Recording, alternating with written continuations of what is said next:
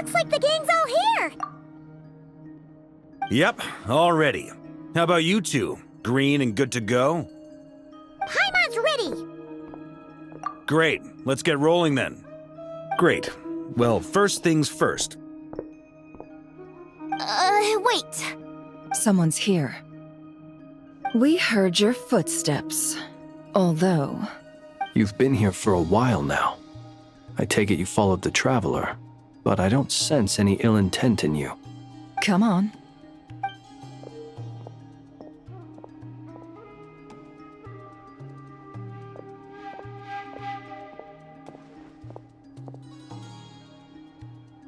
I figured it wouldn't take you long to notice me. I come bearing news from my lady, the Knave. Dottore went through the motions of returning to Snezhnaya, but it was obviously a facade.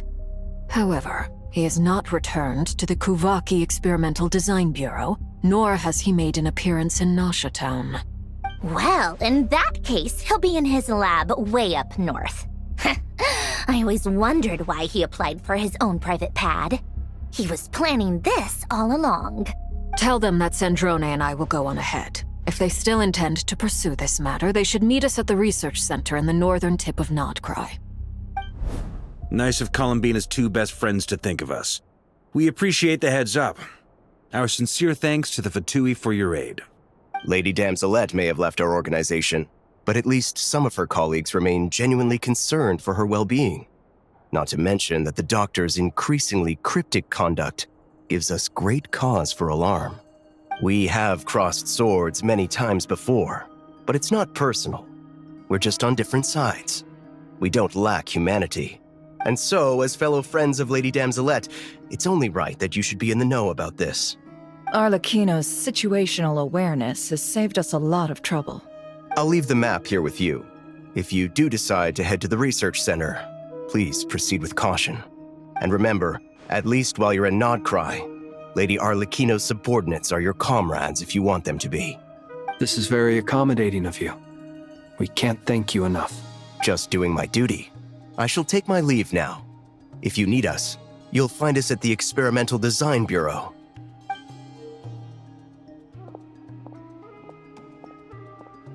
So, the Doctors left the Experimental Design Bureau and headed to some research center up north.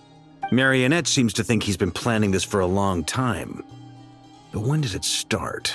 Before he even arrived in Nodcry?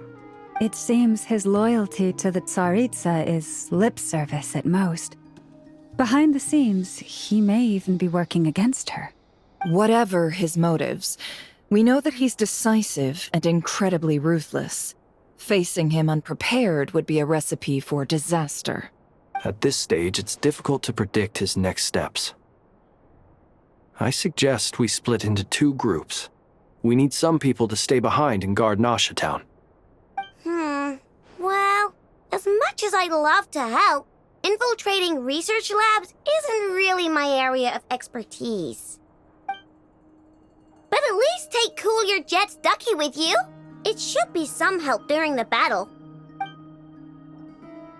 And as for Miss Inefa, I suppose you will stay to protect Miss Aino? Detecting operational logic. Protect Aino. Priority. High. Just in case, Servarka, I think it would be best if you stayed behind as well. You can leave the research center to us. I mean, I would have said the Knight of Berea should probably be out on the front line, but okay, fine. Leave Nasha Town to me. Be careful out there, okay? If things get out of hand, fall back right away. Yehoda will be on hand to assist you. In my absence, she can handle any intel gathering work. You got it, boss. You guys make sure to get back here in one piece, all right? We will. Things are moving fast. We'd better head off soon if we hope to keep pace. So, it's infiltrate a secret research facility, or... Yeah, all right. Paimon will help out here instead. Sounds like it's gonna be a pretty intense fight. We all have to bring our A-game here. So, anything you need to wrap up before we leave?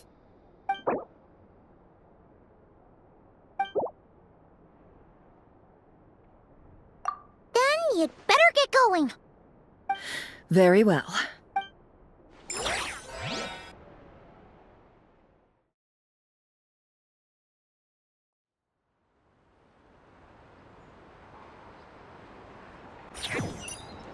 All these broken machines on the ground. Someone got here before us. Could it be Arlecchino and Sandrone?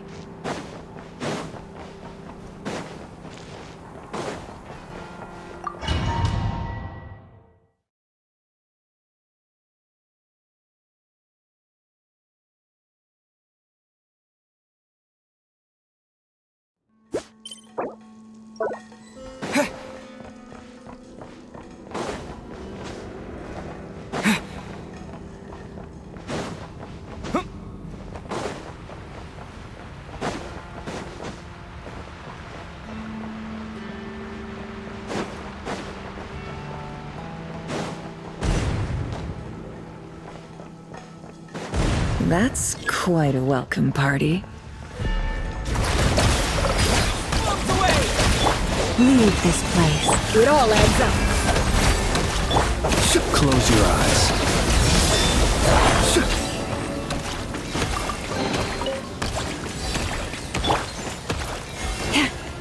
Paris, protect us with one heart.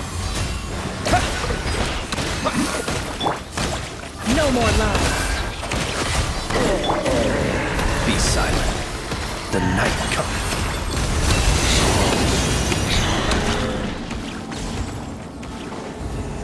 Stand down, trespassers.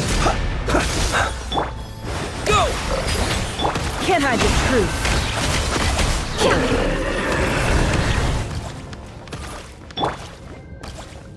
Get back! I said get back! Do you hear me?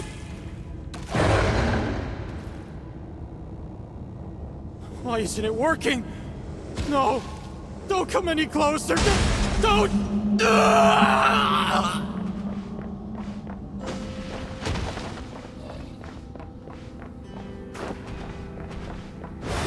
Go!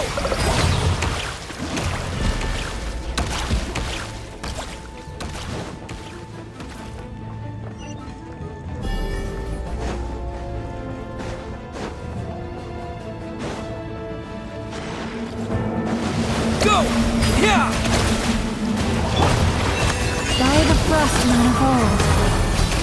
Close your eyes. Be silent. Do you fear the dark? No more lies. You poor souls. May your spirits find peace. Grab that key on the ground. We'll probably need it at some point.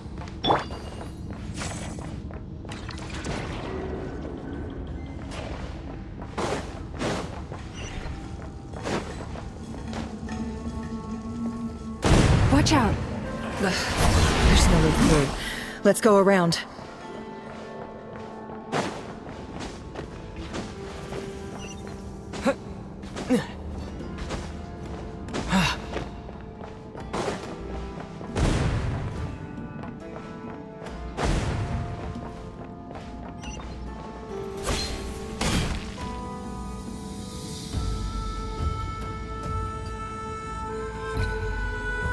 What the?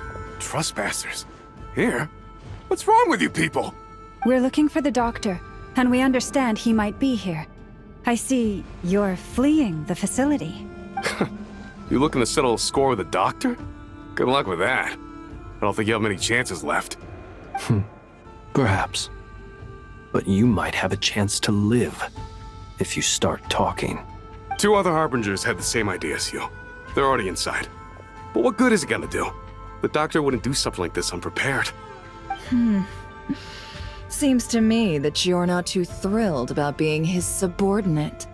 Also, is it just me, or do I sense monsters nearby?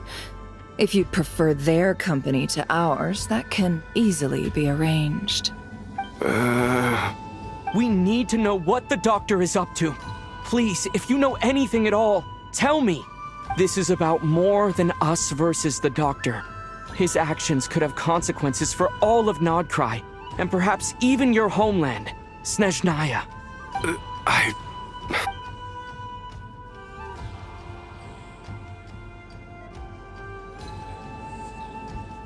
He's building something. Ambitious doesn't even begin to describe it. Feels like this could be the big one. God knows how long he's been planning it. A while back, he told us he'd be returning to Snezhnaya. We weren't expecting him back so soon.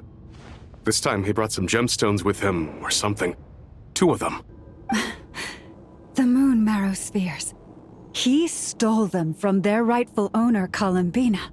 Oh, Lady Damselette? Last I heard, she left the Fatui. Before she went, she told us she'd finished what Her Majesty asked of her, and wished to focus on some personal matters. I remember thinking that leaving us might not be the best choice. I mean, I always looked up to the captain the most, and... Back when this all started, the higher-ups dispatched 3 units to Nodcry to execute their plan. They were led by the Doctor, Marionette, and the Damselette, respectively. I was a part of the Damselette's unit to begin with.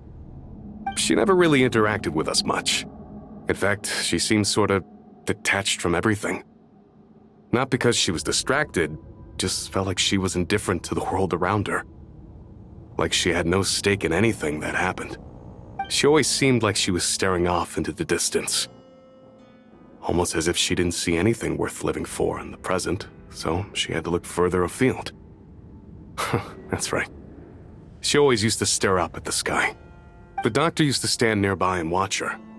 Apparently they got along well at first, but somewhere along the way, she grew wary of him, started avoiding him as much as possible. After she left, everyone in our unit merged with the Doctor's. He's similarly indifferent to the world, except when it comes to the moons. He seems to have big plans for them. Right now, obtaining the 3 moons is his #1 priority. He even said if he can only get his hands on 2 of them, he'll create a 3rd one himself. How would he create an artificial moon marrow? Maybe the knowledge he gained from the Hyperborean phantoms has something to do with it. Thank you for cooperating. We appreciate the level of detail. I get the sense that you'd serve under Columbina again if you had the chance. Would that be fair? No, she's no longer a Harbinger. As a member of the Fatui, my loyalty will always belong to the Tsaritsa. I'm only telling you all this because I don't completely trust the Doctor. His actions do not align with the goals that first brought us to Nodcry. I understand. We'll do everything within our power to stop him. The Knaves unit is based at the Kuvaki Experimental Design Bureau. Maybe you can seek refuge with them. Well, now we know what's going on here. Artificial moon marrow. He's likely well on the way to completing it. Dottore's technological capabilities are far more advanced than I thought. I fear this could get ugly. Everyone, prepare yourselves.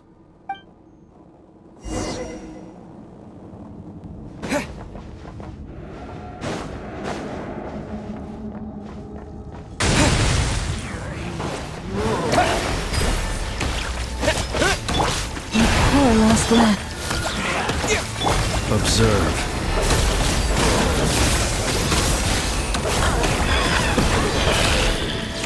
Be silent.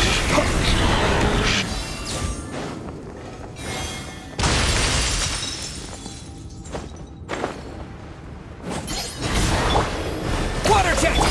Forest, protect us for the everlasting forest. Can't hide the truth.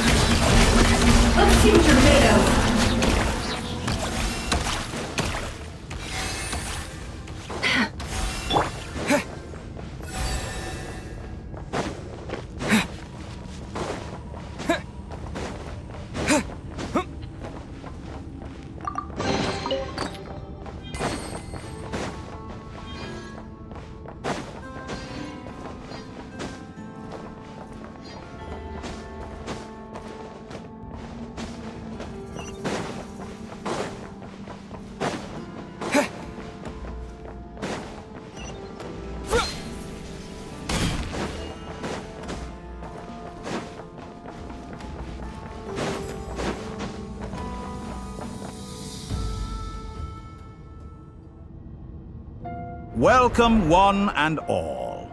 I've been expecting you. I hope my humble research facility is to your liking. Yeah, we really appreciated fighting our way in through a horde of monsters. The gall.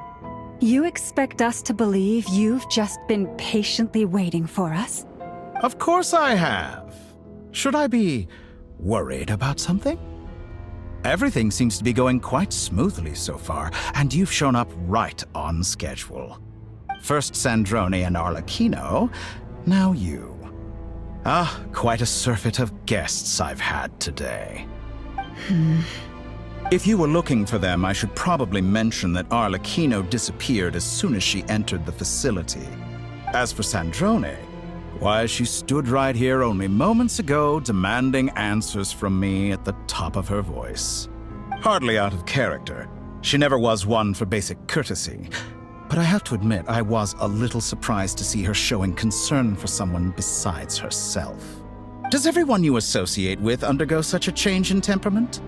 Speaking as a researcher, I have to say, it is not a change for the better. It threatens one's ability to remain objective.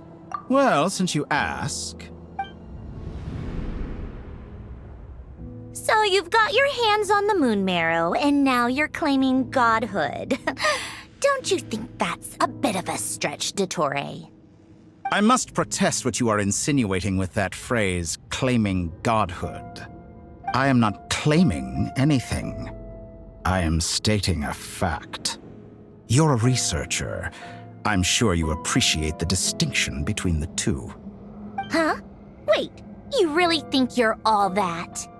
You'll excuse me if I'm not being a polite little lady for you.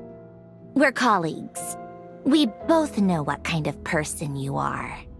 By the same token, I knew you'd respond along those lines. You and I both understand that facts speak louder than words. To that end, I've had my people send you a small gift. It should go some way toward helping you understand my present position. What gift? Where have all your troops gone? Who knows? Perhaps they are already marching toward a new world, following in the footsteps of an unknown god.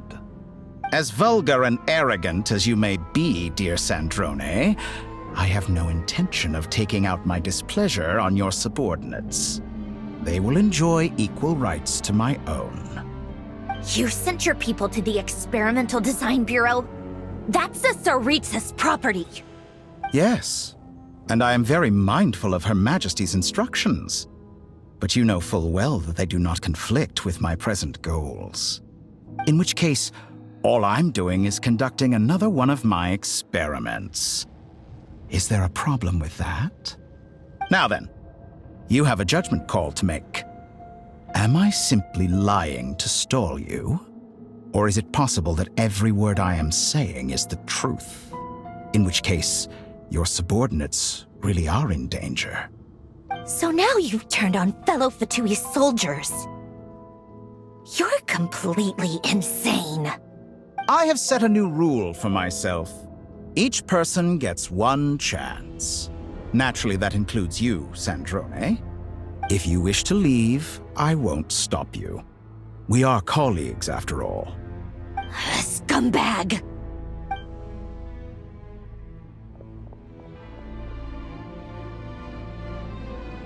Still, I hadn't counted on Sandrone sparing any thought for the people of this world.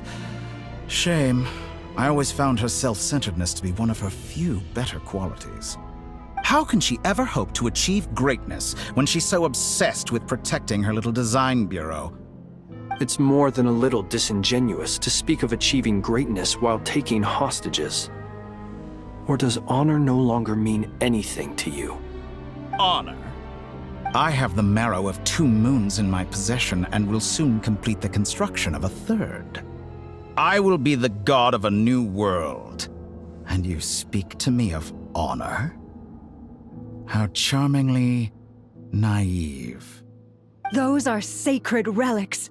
You do not deserve them. In my view, many in this world do not deserve to be alive. And yet, I mercifully permit them to go on living, do I not? You'll come to regret your actions. Will I now?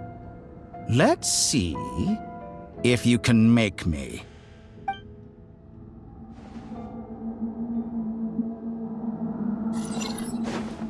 Go! Wipe out! Observe. You won't feel a thing. Beware the creatures of the night. Leave this place. With one heart, we pray. No more lies. Seek within. Is that the best you can It all do? adds up. You poor lost. Be silent. By the Frostman of old. You won't feel a Can't thing. hide the truth. The deception ends here. It all adds up.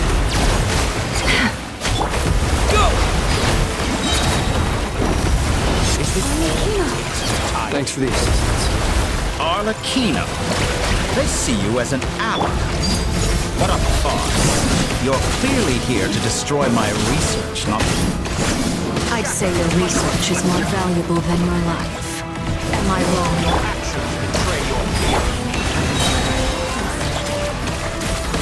Can't hide the truth.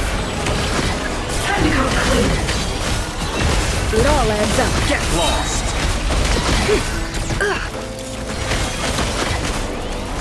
Can't hide the truth. It all falls into place. Leave this place for the everlasting fort. An exact track. This is where it falls. Laid bare. It all adds up. Interesting. No more lies. The mystery unravels. Observe.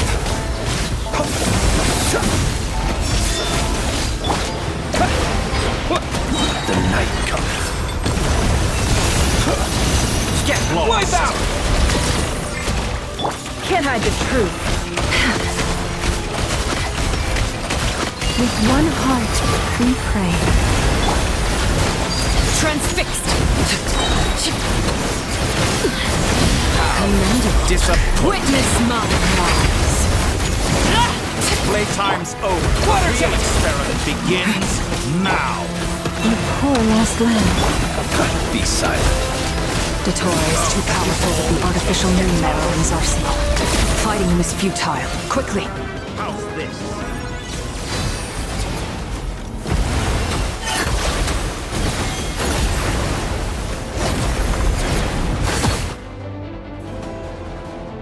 Let's go.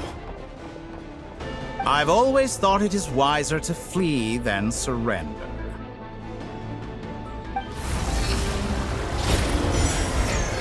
Watch out! What the? Forget about me! You should... Where's the Traveler?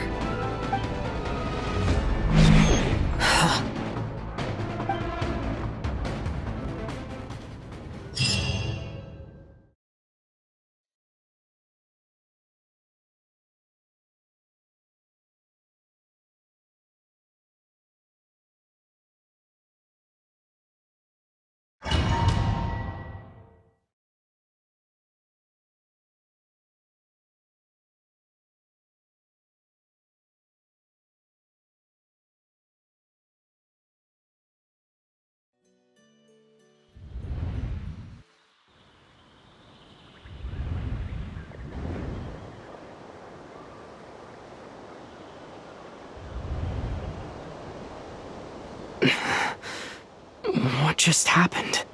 Nasha Town? How did I get here? Strange. I remember being trapped by Datora during the battle.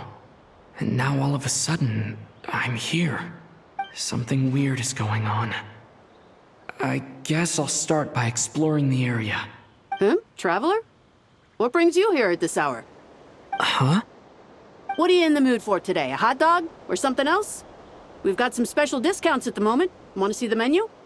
Sorry, I'm not hungry right now. Ah. Well, feel free to take a seat for now. Let me know if you change your mind. Everyone seems to be acting normal. Am I just overthinking? Oh, darling, look who it is. One of our regular customers. Get the traveler something to eat, would you, dear? Wait, why is he talking like that? Well, I'd love to, but can't serve a customer unless they order something. Anyway, I take it your business is wrapped up? Yes, thankfully. It was a long trip, and it's left me feeling pretty exhausted. But the upshot is, I won't have to leave again for a good while. We can have some quality time to ourselves. Wait, these two are a couple? I see some kids around too. I didn't know they had a family. Hey there! I haven't seen you in ages! What's keeping you so busy? I've been looking forward to playing with you again. You forgot already? You're silly. Daddy brought you over to our house recently. We had some snacks together. What is she talking about? We've had a lot of customers over the last few days, so we've been real busy. And like my mom always says, some people are more than just customers. They're friends. Oh, another customer's arrived. I better go see what they want. This is all wrong. I never once heard the owner of this restaurant talk about their family. It certainly isn't a family-run business. And that child? I don't recognize her at all. Could this be a false memory? Very good. I knew you had it in you. Aren't you going to try the house special? When did he show up? No. None of this is real. You don't seem to like it here. That's fine. We can change venues.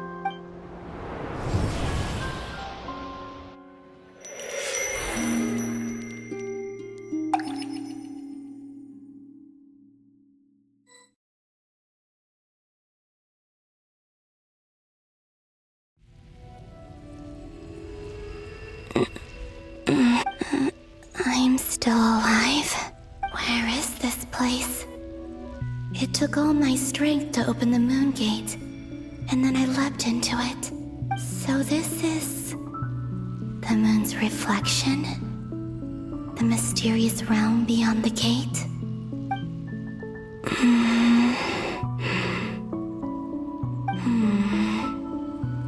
I can't sense anything. I guess I could try opening the gate once more. No response. Maybe this space can't be opened from inside. If this was the space that killed both Revier and his lover, then why am I unscathed? Or... no, I'm not unscathed. Even the air here feels frozen in place. There is nothing here with which I can restore my power. I should conserve my strength and proceed with caution. I don't believe Dotori's scheming will stop just because I escaped. If there is any chance that I can get back to the others, any chance at all, I must return.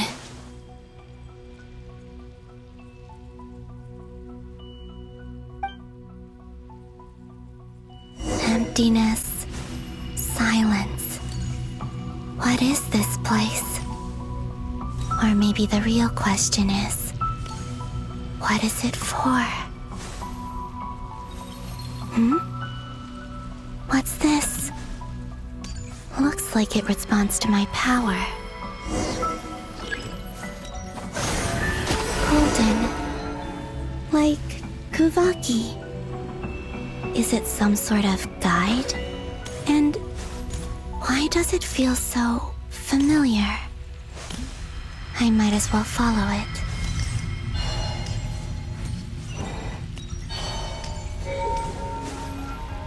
Where does this lead? Could it be the exit?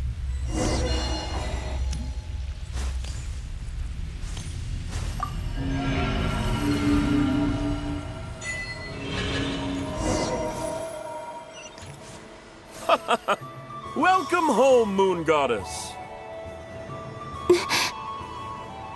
Is this Nasha Town? But isn't Moon Prayer Night over already?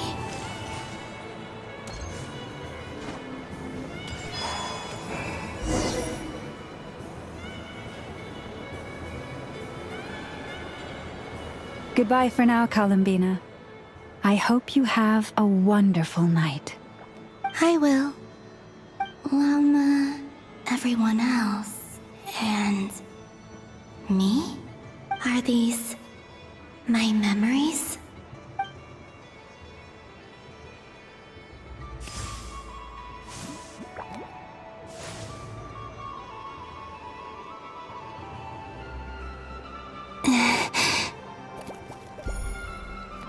I can't touch them. It's as if we're separated by some impenetrable power.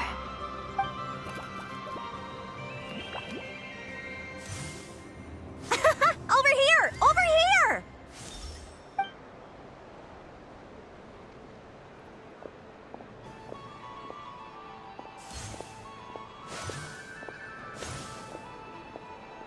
But the people in these memories pass right through me. Just like when I disappeared. If only I had known what would come to pass after that. Even so, I should still take a look around. Just being back here. It gives me the strength to keep going.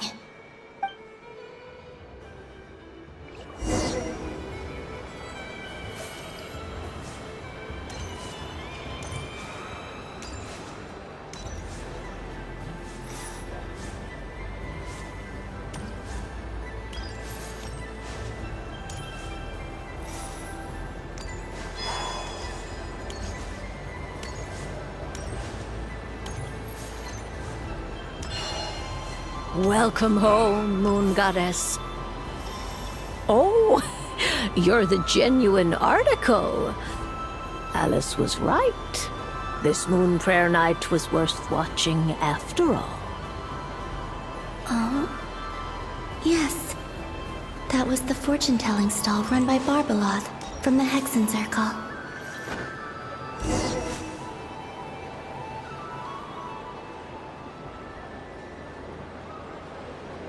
Please, draw the first lunar arcana.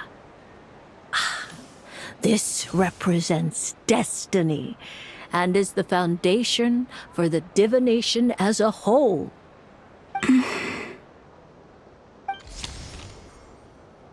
My destiny. I believe the card I drew was the moon. Now that I think about it, Barbeloth's divination was absolutely right. It's almost time to draw the last card. The one that represents the future.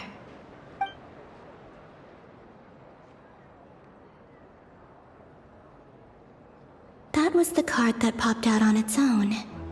From here, I think.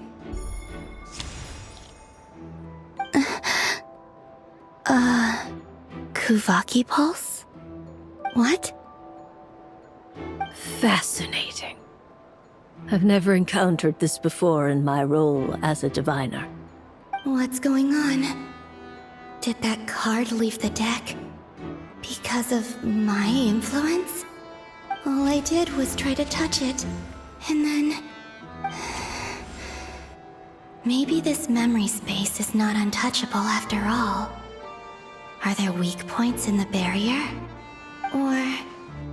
is it possible that there's more to this space than my memories alone? This card is death. I need to get to the bottom of this. I'll try touching something else.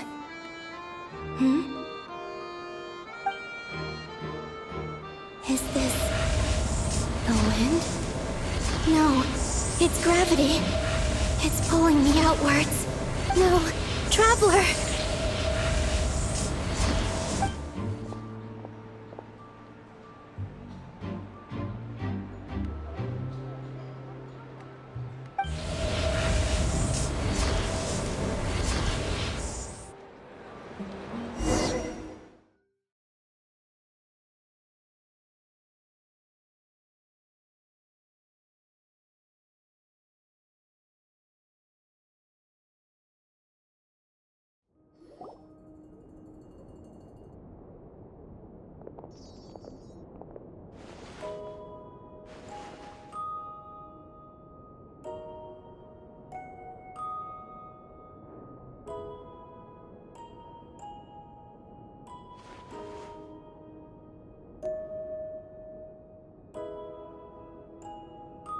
Paimon, listen to me.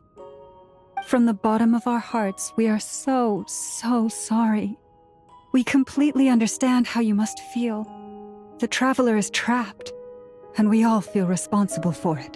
Don't say that! Paimon's not a little kid! You didn't leave him behind on purpose! There was nothing you could do! But... he's all alone in there!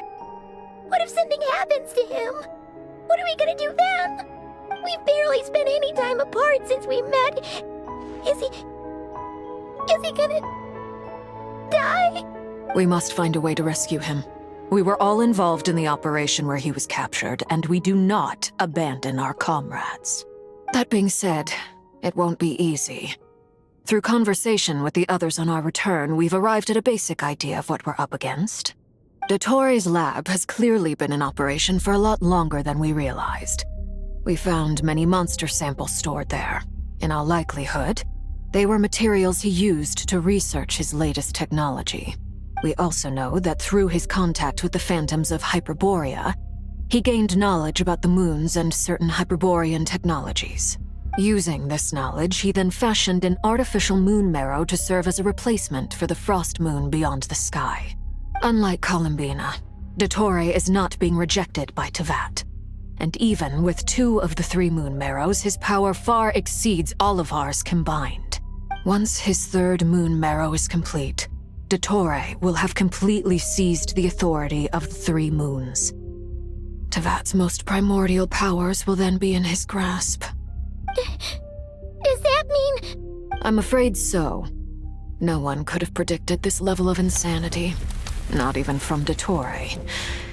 And unfortunately, his insanity is coupled with an intellect and ambition that not even his peers in the Fatui can match. This is dire. Sounds like the world is done for. The 3 moons' authority can influence the very fabric of time and space. I dare not imagine what a monster like him would do with that kind of power. The trouble's already begun, I'm afraid. On our way back, we discovered that part of Nodcry is being enveloped by an unknown energy. We cannot ascertain what is happening inside. I'm convinced this is Dottore's doing. Not that there's any way to prove it. The issue is, we have no idea what his intentions are. The only thing more frustrating than facing down evil is knowing that it will surely come, but not knowing when. The Doctor is guilty of numerous crimes in Mondstadt as well.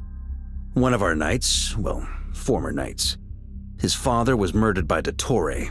His ideology and methodology are a danger to everything in his path, from individuals to entire nations. He does not feel guilt, even when he acts against his own people. He doesn't see them as his own people, that's why. People like him see everyone else as beneath them. Right. He views other people only in terms of how they can benefit him. That's the basis of all his social connections. Granted, he's hardly the only harbinger to pursue their own interests. We all do. And Her Majesty is gracious enough to permit it. Still, her mercy has its limits.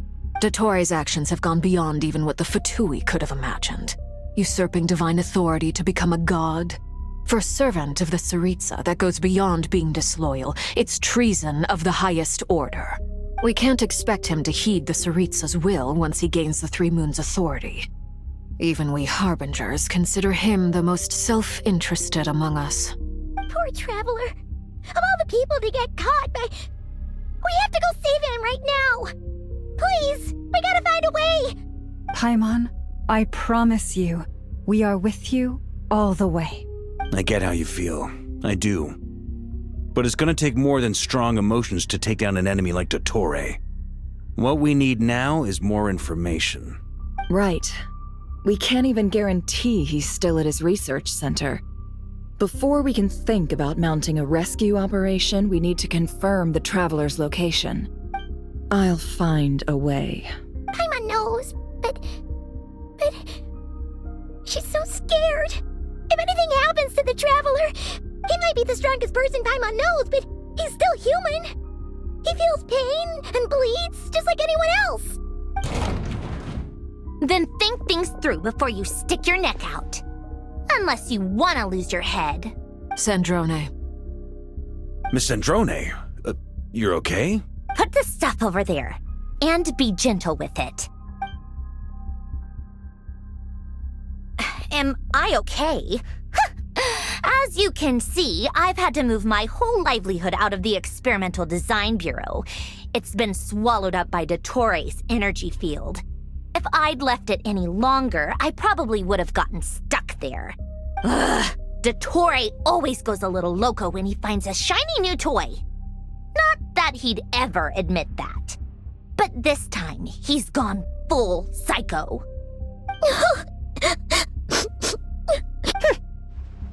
Just go ahead and cry already. Sorry. Paimon's not trying to make it seem. It's just, she can't. Oh, Paimon. Let it all out. There's no shame in it.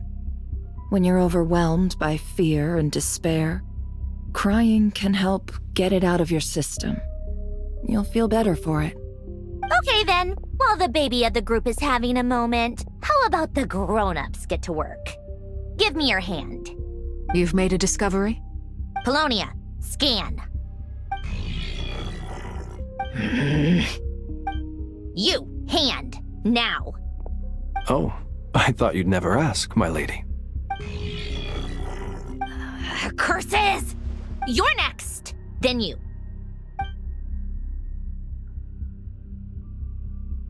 Dottore, you son of a... He's done something to us! Everyone who entered his research center has been implanted with some sort of curse. I don't feel anything unusual at the moment. Does that mean it hasn't activated yet? Is there a way to figure out its purpose and what might trigger it? My best guess is Dottore created it using the Moon Goddess's powers. 1 second, analyzing.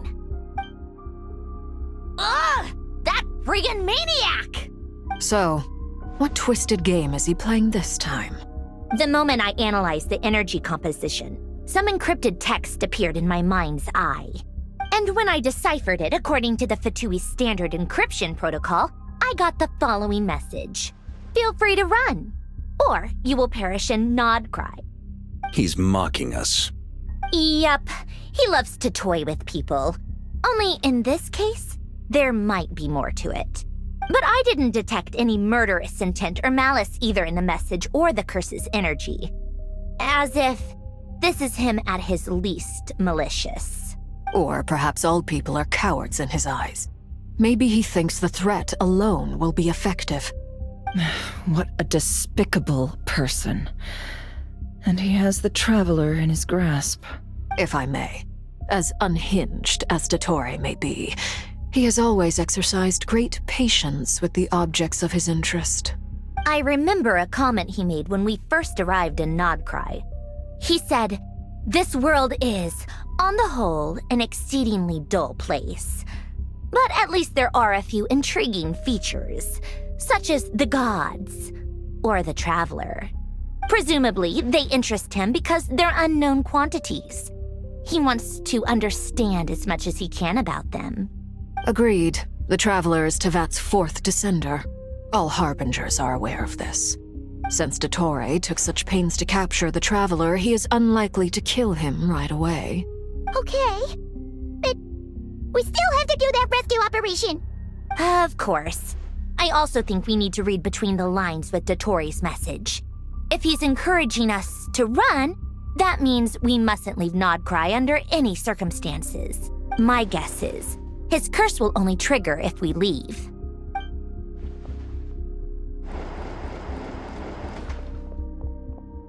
We've discovered multiple energy fields.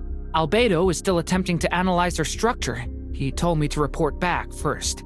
Each field is slowly growing, swallowing up more of the surrounding area in the process. And the pace of their expansion has increased since we first examined them. He's probably trying to swallow Nodcry whole. His nefarious ambition knows no bounds. If this continues, the whole of Tevat will be in trouble, not just Nodcry. The loss of Columbina could not have come at a worse time. Do we think she's truly gone for good? She entered the space beyond the Moon Gate, knowing what became of Rerir and Thelindis. I'm sorry, but I fear the odds aren't good. Don't be ridiculous. If I know her, she's busy finding a way back as we speak just so she can annoy me. She isn't dead. Whatever has become of her, the fact remains that we are two comrades short on the eve of a decisive battle. We need to find out the Traveler's location. But there is also other work to be done. Agreed. Whatever Dottore planning, we have to get the local populace somewhere safe. So, as well as a rescue mission, we have to organize a mass evacuation at the same time. It would be best if someone could approach leaders of neighboring nations and negotiate emergency asylum for Nodcry's inhabitants. Can anyone handle that? Snezhnaya is one option. I'll see what I can do. This would be so much easier if the Traveler was here. No! Stop thinking like that, Paimon. Paimon will join you. She's pretty well connected thanks to the Traveler. Maybe it'll come in handy. Either way, that's what the Traveler would do if he was here.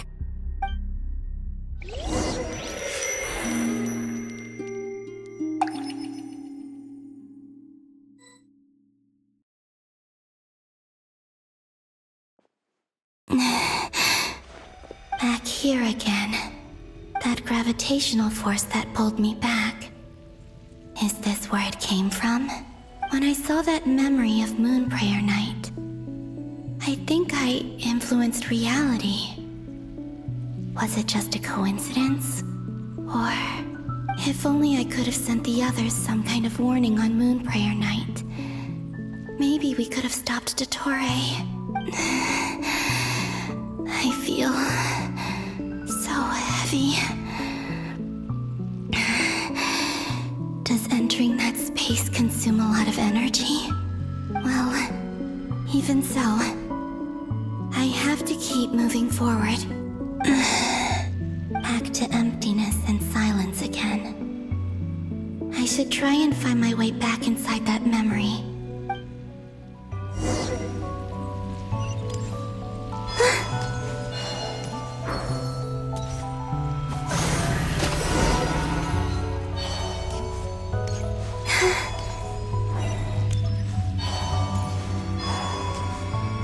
From last time isn't showing up. What am I missing? Looks like I need to gather these scattered fragments.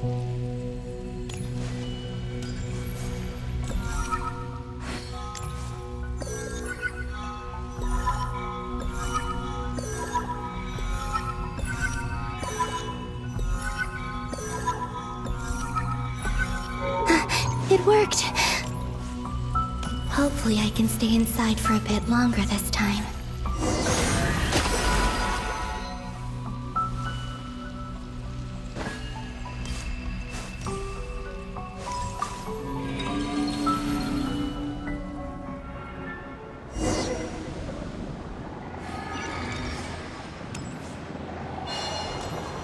Ad Astra Abyssosk. Welcome to the Adventurers Guild. What? This doesn't look like Moonprayer Night. Extra, extra! Latest issue of the Nasha Express! I don't think I've ever been here. Maybe this space isn't comprised of my memories after all. There aren't any festive decorations around. Is this Nasha Town after Moonprayer Night ended? Did Dottore's plan not affect the town? Or is no one aware of what happened because he used the Three Moons' authority? Let me see if I can influence anyone else.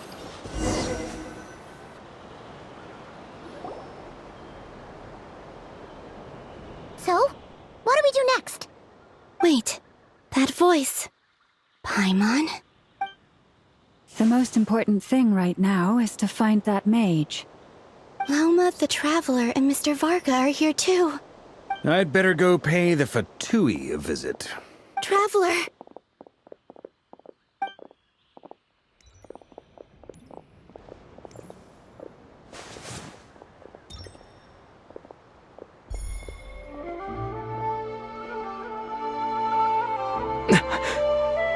Columbina?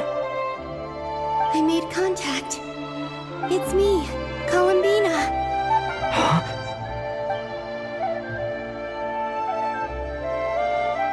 Traveler? Let's go! This is no time to be spacing out! Huh? Wait a moment. This has happened before. This is what happened when I disappeared. I stood right over there, thinking that no one would ever find me again. It was only when he called my name that I decided to follow them. But did he turn around because he sensed my touch just now?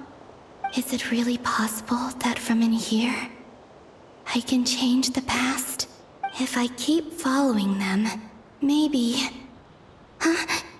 It's that gravity again.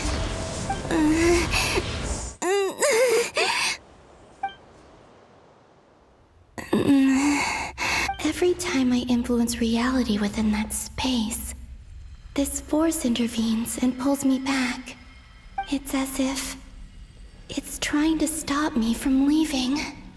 I'm getting weaker and weaker. I'll just have to try another approach next time. Come on, Columbina. Keep going. You have to tell everyone what happened.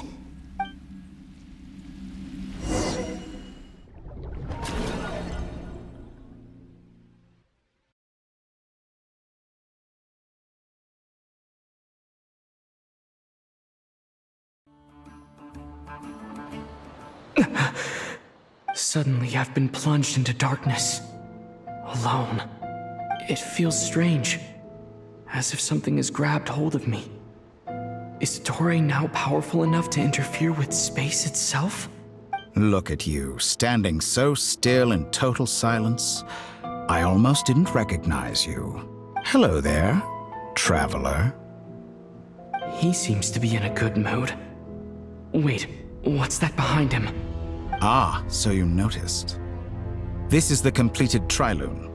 2 primordial moon marrows and 1 artificial specimen. You are wary of it. Good. Maintain that reverence. You performed well in that recent battle. Brave and reckless as always. Courage is the sign of a true hero. And impulsiveness is the hallmark of those who strive to advance. I say this not to belittle you. Most creatures are far more timid by comparison. 3 moon marrows? Does that mean the artificial one is now complete too? Well spotted. What do you think? For a replica I built myself, I dare say it looks the part. Toray, are you planting illusions in my mind? I have no interest in fooling your eyes. On the contrary, I hope to show you the true essence of all that you see before you. Is this not a beautiful city? People live in peace and find joy in their work. The streets are safe. People can even leave their doors unlocked at night. You might say it is the Elysium everyone dreams of. All available data indicates your values and worldview conform with the mainstream. This kind of society should be quite to your taste.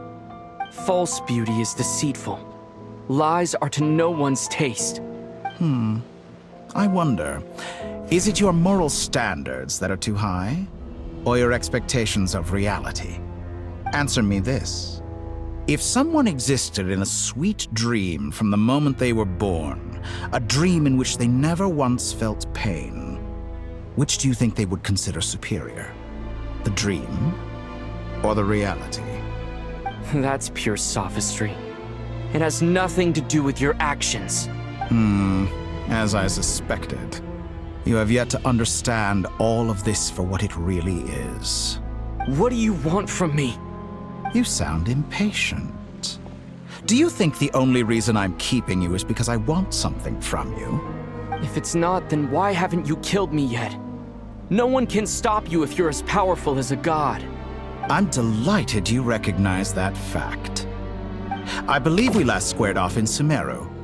Ah, the memories. How time flies. You and I have both grown. I'm not surprised that Arlecchino and Sandrone worked with you. You've always a way of slowly but surely ingratiating yourself with all levels of society. People laud you as a hero, but I suspect there's more to it than that. Oh, but to be clear, I don't say that to flatter you. Do you always give your opponent an appraisal before you deal the final blow? Call it a long-time habit. I'm a researcher, and one of my duties is to give an objective assessment of my subjects. But you misunderstand. We are not opponents. Not at this moment. I just want to talk. Think back to Tartaglia, Arlecchino, Capitano, Colombina, and now even Sandrone.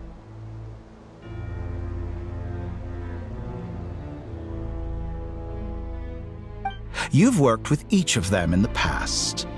I believe you can work with me as well. What makes you so sure?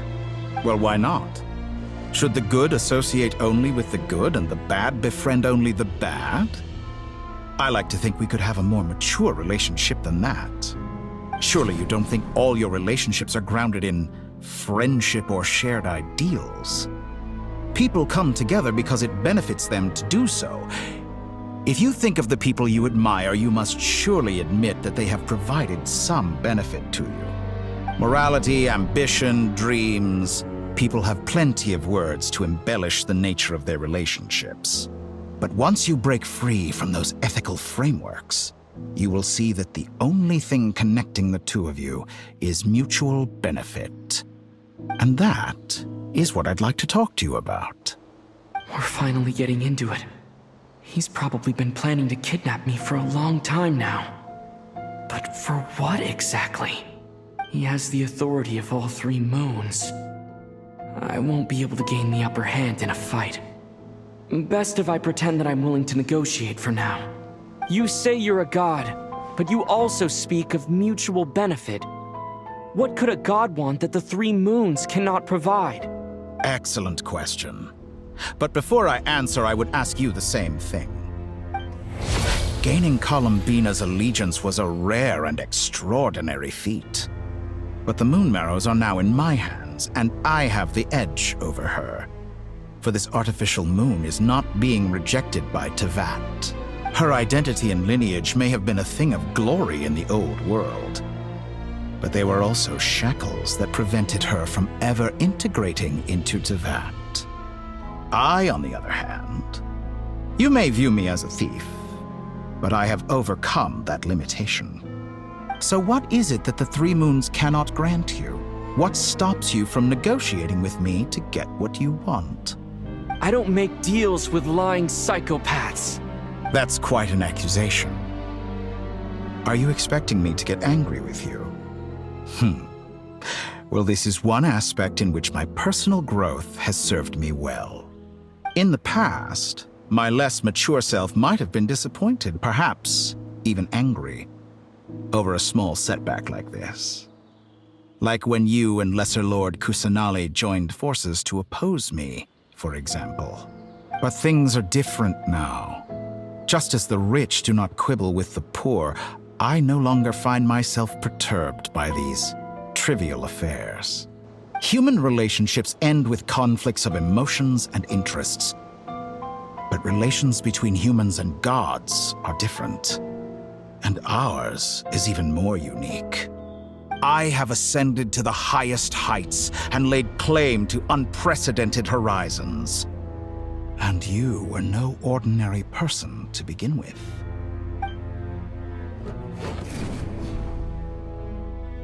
Allow me to show you the world, Descender.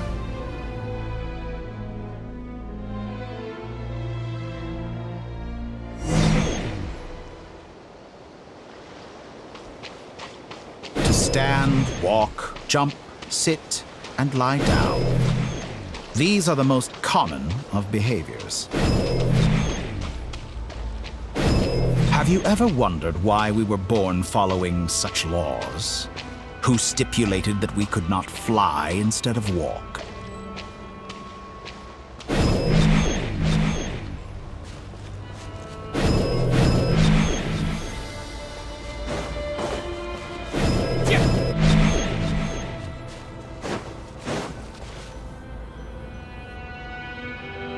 Someone of your talent and experience must surely know of the 4 great rulers who serve the heavenly principles.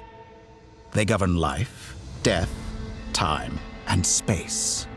One wounded by a blade will die from blood loss or infection, and one who falls into a lake will drown in agony. The elderly wallow in solitude, and the solitary age faster. Eventually, new life is born, only to embark on the same path of suffering. These 4 divisions anchor the world and shackle those who live in it. But they themselves transcend its boundaries, squandering the power bestowed by the heavens. All who live yearn for equality, but unless the gods prostrate themselves and profess that they are mere servants of the living, equality can never exist. Who makes the rules we must live by? Who has the right to restrict us? The limits of the body can be rejected.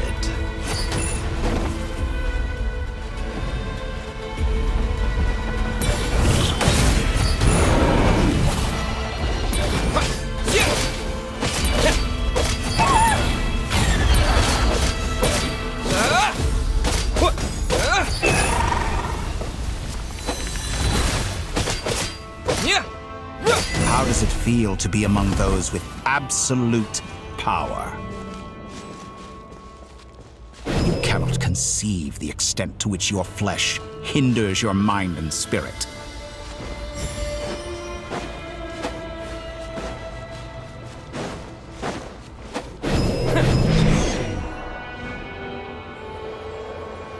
Only by discarding our useless, primitive eyes can we perceive a new world.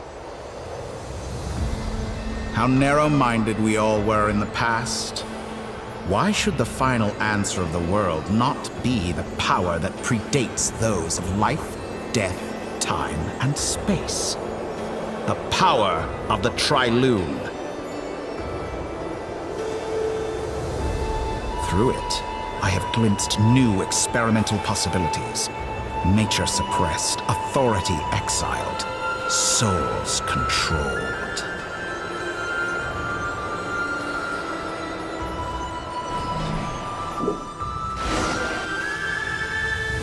You know, I heard recently that a group of critics reviewed countless stories and drew an interesting conclusion. They found that it is more often than not the villains who strive tirelessly to push the boundaries of progress. In fact, long before this, someone voiced a similar idea in an academia editorial. I felt a great affinity with this perspective. I have never been afraid to step up and play the role of the villain. Fanatics are trampled down for their transgressions, and those who transcend are rebuked for their audacity. And so, the majority of creatures are too timid to follow my lead. But all sacrifices made during my experiments have been worthwhile, as you can now see. I can offer you something new, something unique, precisely because I am a villain. Think about it. We are eternally bound through mutual interest. Can you truly say you would never turn to malice if it could give you the life you dream of? After all, what value do perfection and purity really have? They are fragile and feeble things, utterly tedious. I say, better to be governed by a flawed humanity than a gnosis. The true seeker of knowledge is the villain who undergoes countless tribulations in pursuit of their goal. I'm sure many people have told you that you're different. Because I'm a descender? Exactly. Very clever. But what has that got to do with you? I do not conceal my wicked deeds, my selfish desires, or my greed. A true researcher must act as I do if they are to understand and speak of the truth. And yet, a knowledge seeker like myself will inevitably grow tired of studying Tavat beyond a point. You have traveled to all corners of the world and met many people. Along the way, there have been moments when you were misunderstood or even became a wanted criminal. And all the while, you have spent your days doing some of the most mundane jobs in the world. You fight and toil, claim minuscule rewards from my friend Pantalone, then you fight some more, winning some battles and losing others as your search goes on. And this cycle continues, with no end in sight. Surely you must sometimes grow weary of being stuck in this same loop day after day. We're completely different. I embrace everything that life throws at me. I am engaged in every step of my journey. How does that make us different? I too embrace what life brings, researching everything that interests me. Think of all the novel things I've managed to create, like the artificial moon marrow. Don't you see? As unique a specimen as she was, even Columbina is not irreplaceable. Take that back! She's gone because of your actions! I didn't say that to anger you. Though admittedly, I don't see what there is to be angry about. Anything Columbina could do for you, I can do better. I know what your ultimate goal is. You wish to walk the path your sister walked, and seek answers from her at the end of that journey, don't you? Someone like you could never understand what it feels like to care about another person the way I care about her. Perhaps not, but that doesn't mean I can't help. I could find your sister right now, bring her before you, and make her give you the answers you seek. Don't be so presumptuous. You'll never begin to understand the situation between us. Oh, no. This is no presumption. I'm only offering what I know is possible with the power of the Trilune. But it seems like you would sooner continue with your journey through this world. Why? Do you truly desire this journey? Or is it simply a necessary process from which you cannot escape? Think of all the time and energy you have spent, everything you've had to endure just to make it this far. Is this really what you want? Or has your hand been forced by the promise of that final answer? Yes, you have made many friends. But do they ever spare a thought for the void in your heart and what it yearns for? What you want is not friends. It is family. But do they know this? I, on the other hand, am far more considerate. Join my experiment, and in return, I will bring your meaningless journey and all its struggles to an end. This is a malicious attempt to manipulate me. But at the same time, he's stating some very human truths. Of course he's right about my predicament. How can I deny it? I have faced ungrateful strangers, never-ending troubles, an endless quest for answers.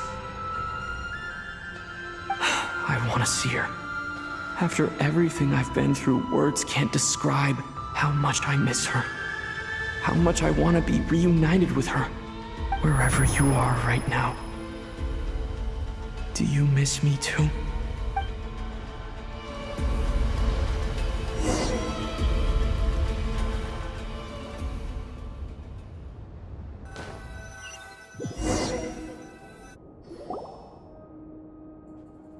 All right, everyone. Our next mission is clear.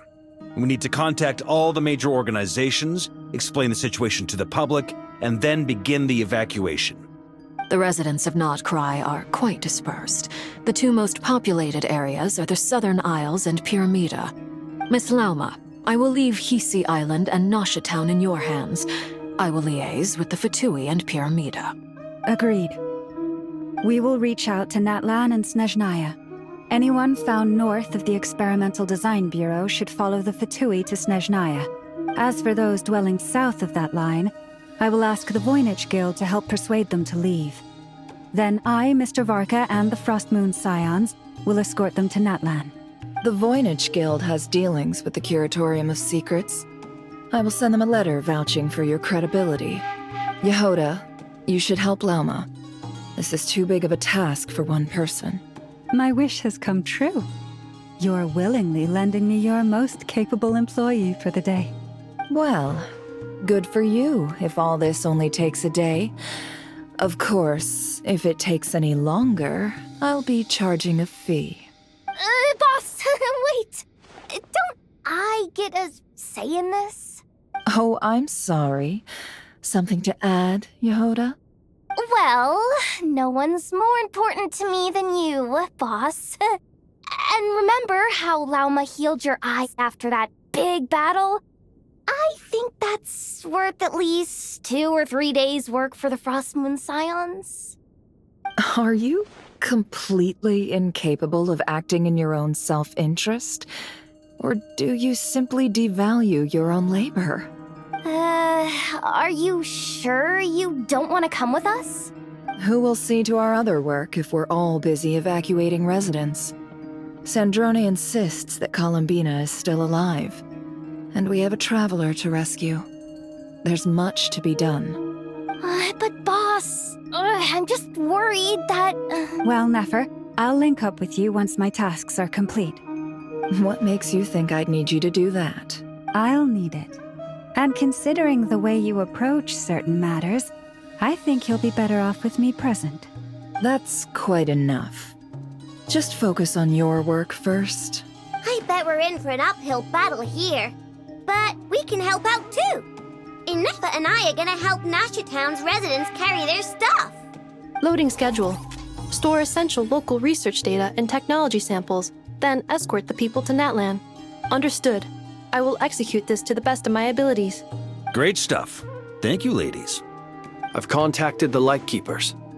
A colleague of mine will join us shortly. I will persuade them to conduct a thorough search of the region to ensure that no civilians get left behind. As for me, I guess I'll be making an early return to Sumeru. I think it's important that someone informs the Dendro Archon of what's going on in Notcry. Roger that. Someone should inform Mondstadt, too. Mr. Duran, can I trust you to handle that? I think you fly faster than any of us can run. As an added incentive, get there fast enough and I'll see about getting your gliding exam waived. Really? Ha! Mission accepted, sir. I intend to stay behind and help Miss Sandrone with her research. She has some alchemy-related questions that she'd like me to explore. She recognizes your expertise, then. I wish you a fruitful collaboration. Thank you. In truth, I was surprised to hear her express an interest in subject matter outside of machines. I believe she has been investigating some Fontanian technology recently. She made a point of bringing the relevant materials with her when she left the Experimental Design Bureau. She's sorting through everything in her room as we speak. I should mention that we have one other friend who isn't present. He hasn't made his position in all of this clear. But if we know anything about him, he's likely investigating on his own. Paimon's been very quiet today. But I know how close she and the Traveler are with the Natlanese. She should come with us to the border. Okay. Paimon will do her best. Make sure to heed Sandrone's warning. Many of us have been cursed by Dottore. As such, under no circumstances should anyone cross national borders. Remain within Nodcry. That aside, personally, I have faith in Columbina. Things look grim, sure, but who knows how it'll play out. Same goes for rescuing the Traveler. Both of them are important allies and friends. We'll be counting on you to gather intel on them, Miss Nefer. Oh, wonderful. You're all here. That voice again! Nicole? Whoa, that was loud! And it came out of nowhere. So mysterious. Sorry, this is the only way I can speak to you all right now. Please accept my apology. Anyway, time is short. I'll cut to the chase. We're still facing quite a catastrophe here at the world's borders. Alice has roped in every Hexen Circle member she can get a hold of. Except for me. She told me I had to come and help you all out as a matter of urgency. I quote, "You love talking, don't you? Well, now it's finally your time to shine. Take these. Make sure the whole party gets one each. You'll be in charge of making sure everyone stays connected." Huh? Is this a Dodo communication device? Scanning. Unknown device. Analyzing. Unknown device. Conclusion. Cute. Affirmative. It is cute and good. I believe that I quite like it. This is no ordinary Dodo communication device. It's my very own special modified version, specifically... sorry. I almost went off on another tangent there. Anyway, help yourselves. It will allow us to communicate over long distances within Nodcry. No more worrying about shuttling messages back and forth. What astounding technology. Am I right in assuming that it relies on your personal abilities to function, Miss Nicole? Yes, exactly. Right on cue, Albedo. I'd love to brag to you all about how it all works. But no, next time. Anyway, I'll be right with you all, serving as a communication hub. That's all from me. Head off as soon as you're ready. I'll be staying here to keep watch, and I'll be sending you my blessings.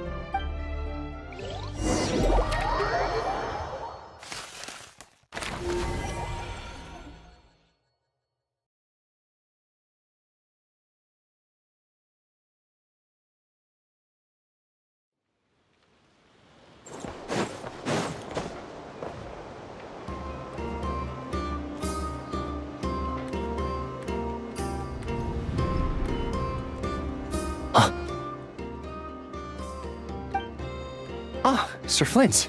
Perfect timing. I just arrived myself. You are most considerate, Master Ilua. But in fact, I know you have been sitting here for quite some time. If you saw me, why didn't you say something? I was curious to see how long you could sit still for. Also, shouldn't you have managed to sense me approaching? That would be a first. You always seem to appear out of thin air without making a peep. Also, how many times do I have to tell you not to address me as master? I don't qualify. I beg to differ. Why should a young man so well versed in social graces as yourself not be worthy of that title? Please, Lord Flint's... Sir Flint's. I'm begging you, don't flatter me into complacency like you do with everyone else. You understand me better than most. My newest acquaintances tell me I love complimenting others. What do you think? I think they don't understand why you do it. You just love puffing people up till they're a big, happy ball of hot air that floats away into the sky. In all sincerity, I can only hope that they bring good tidings when they come back down to Earth. Is the situation that bad? We just held a strategy meeting. Let me fill you in.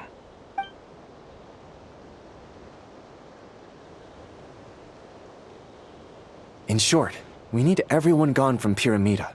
We also need a team of Lightkeepers to scour the more remote regions of Nodcry for civilians to evacuate. I only hope we have enough personnel. We do. Old Man Nikita will definitely help, and we can recall anyone out on patrol to focus on this instead. Good. I'm sure you and the others will make short work of this. Now, don't forget. Once you've completed this task, make sure you and the rest of the team evacuate to either Snezhnaya or Natlan as well. Flint? If you've got something to say, Master Ilua, why not guess what I'm thinking right now? You mentioned that you have something else to deal with later.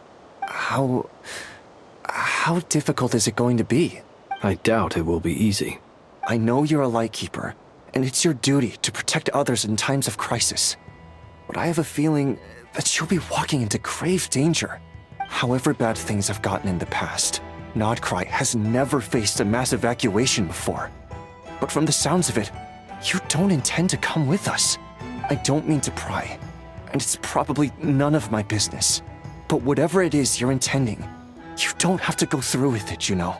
I've been afflicted with some sort of curse, and I'm told it may well trigger if I set foot outside of Nodcry.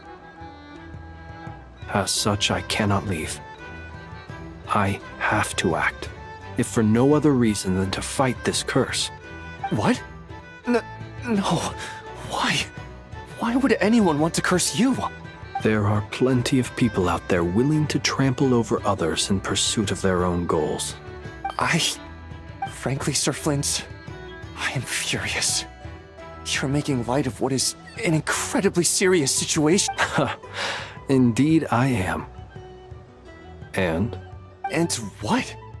I told you, I'm furious about this. Nothing I can do about it, I'm afraid. Things happen, and we just have to deal with them. If you find yourself feeling angry, perhaps start by drinking a big glass of water. Hey, you mean you're completely unmoved by my anger? I'm devastated. Then allow me to express my sincerest regret. Come by the lighthouse sometime. We'll catch ourselves a few fish, have a little barbecue, play some cards, and bask in the sun. Maybe I need to spell this out. Lean in a little, Flint's. Oh my, this doesn't bode well. Word is that you were caught up in a real horror show recently. People were amazed that you returned safe and sound. They've been debating whether you're even human. I've returned safe and sound from plenty of crises. When you say people, do you mean other people? Or do you just mean you? Fine. I'll be frank. You're not human, are you? Heavens. Now that's a horrifying thought. You know what? Forget it. We'll revisit this once it's all over. A sound plan. Albeit a little ominous sounding. Just promise me you'll come back in one piece. All right? For you, Master Ilua. How could I refuse? Also, please pass my regards on to our colleagues. Tell them, thank you all for your assistance. Please put safety first as you proceed with the operation.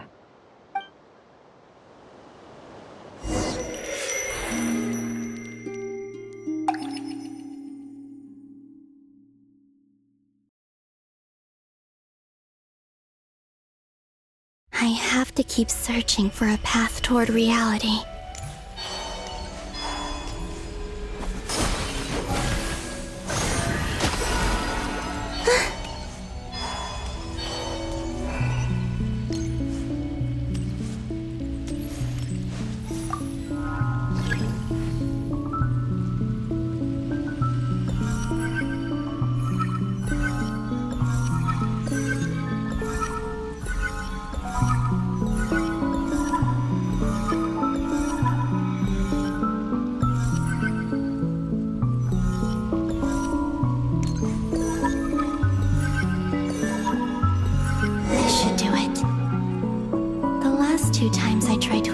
Reality in this space.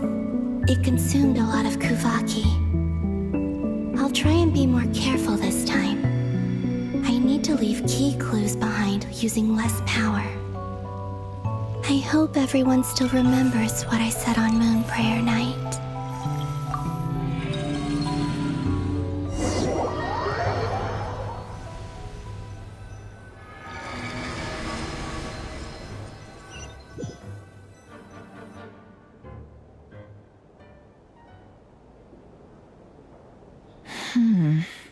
Nothing here either. Flint's? Ah, Miss Nefer. What are you doing here? Unless... I just spoke with Ilua about arrangements for the search and came for a walk nearby. As for you, why would...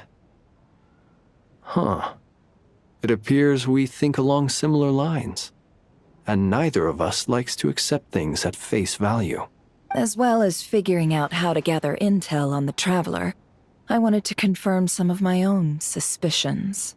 Also, we'll need to bring a lot of force to bear against Ettore, even if we're only looking to rescue the Traveler. We can't leave anything to chance. You don't think Columbina perished either, do you? I'm merely considering the possibility that she survived, just as you are. How much can we really know about a deity like her anyway? Do you remember what she said on Moon Prayer Night?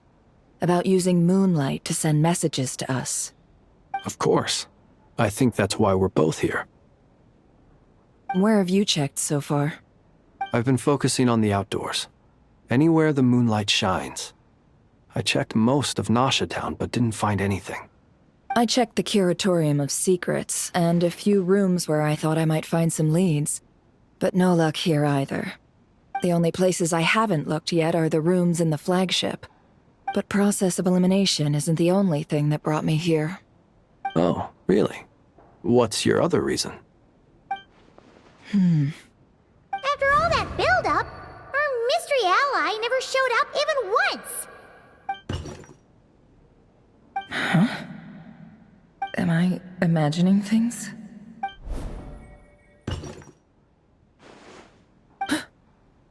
Come on, let's see what's going on. Oh no. I knocked over a vase as soon as I came in. It must have been caused by a Kuvaki fluctuation when I entered the space. Although, it seems like I'm not about to be pulled away this time. It looks like as long as I'm careful with my actions, it doesn't count as influencing reality.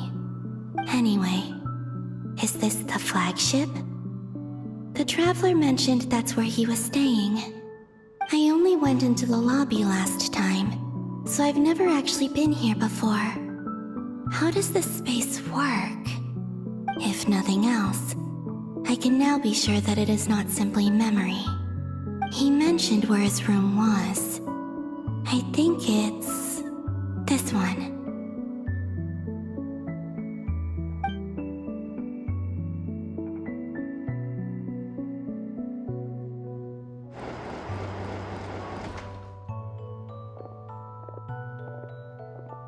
The door is closed. But if this is anything like when I disappeared, then maybe...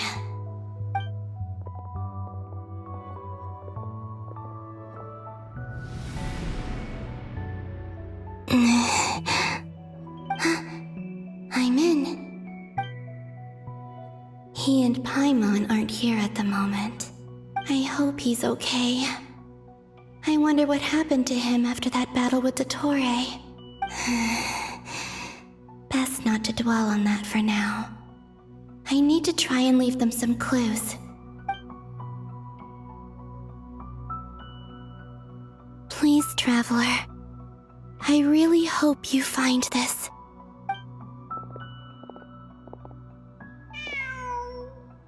Huh.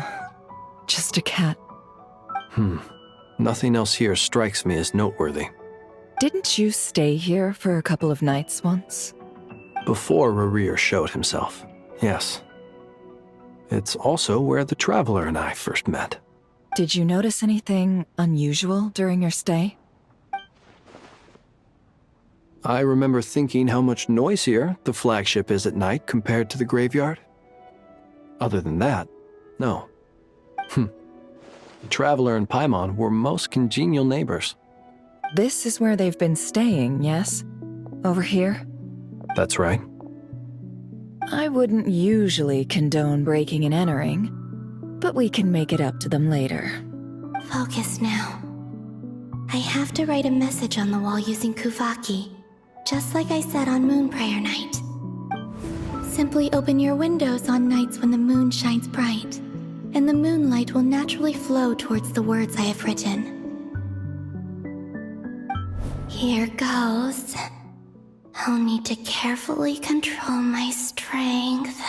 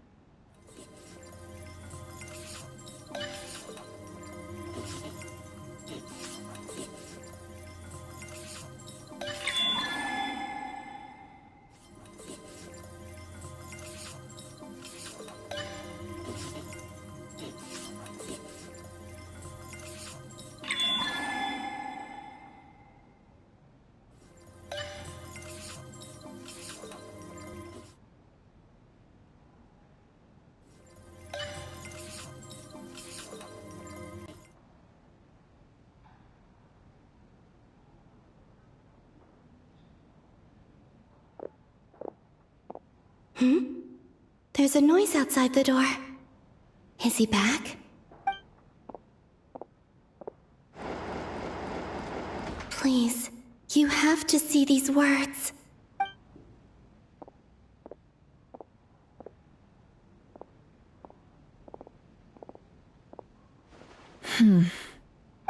Well, do you sense anything?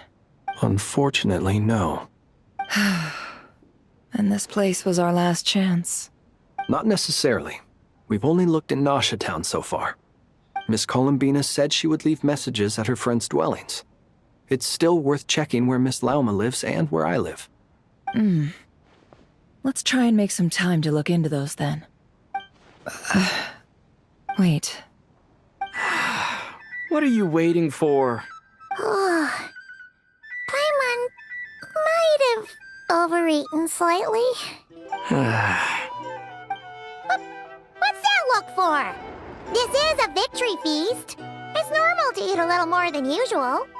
The Traveler in Paimon. It's really you. But why are they talking about a victory feast? Huh. You worried Paimon sick while you were out there fighting Rare. So this is your chance to make it up to her, alright? Wait. So this is the night after the battle against Rare.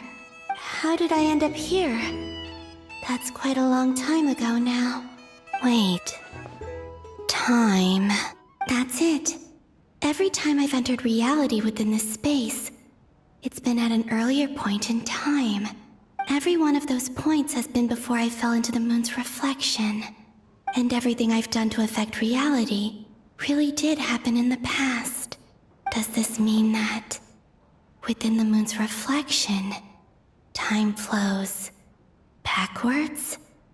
Starting from the moment I fell in? Not long till Moonprayer Night now. It's gonna be even livelier than tonight. Although, it's gonna be sad saying goodbye to the damselette. She seems like a really nice person. Paimon. No, I can't. Even if I make contact, they probably won't understand what's going on. And in any case, I'll likely get pulled away again if I do. Instead, I have to find a way to get them to notice what I've written using the moonlight. Wait, even I hadn't thought of doing that before Moonprayer Night. They'd never conceive of that possibility. Is there truly no other way? Don't lose heart. We'll find a way somehow. Huh? Oh, you say that, but the Frost Moon is beyond the fall sky. If we wanted to go visit her, how would we make it through to the other side? We might not have all the answers now, but I'm sure we'll find a way one day. Huh. Guess someone's gotta be the optimist. The present. The future. That's right. There are still things I can do. What's your plan? Flint's, when you were staying next door, did you ever open the window? No. The rooms here are dark and damp, and there's such a buildup of dust on the windows that the moonlight can't even get in. I didn't think it was worth the trouble. The moonlight? I think I see where you're going. One moment. I'll see if the owner is available. Don't bother. Time is of the essence.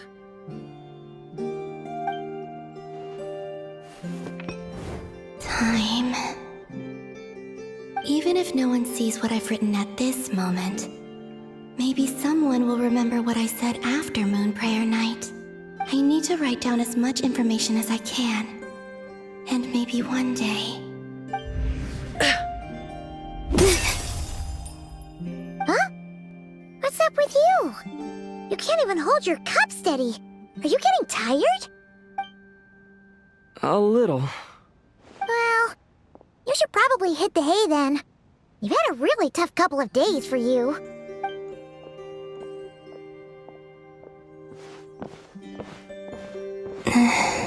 You truly have. You helped defeat Rare, helped me reclaim my name, and you helped the others organize Moonprayer Night. Wherever you are right now, I'm sure you're still fighting against the injustices of fate. This is all I can leave for them.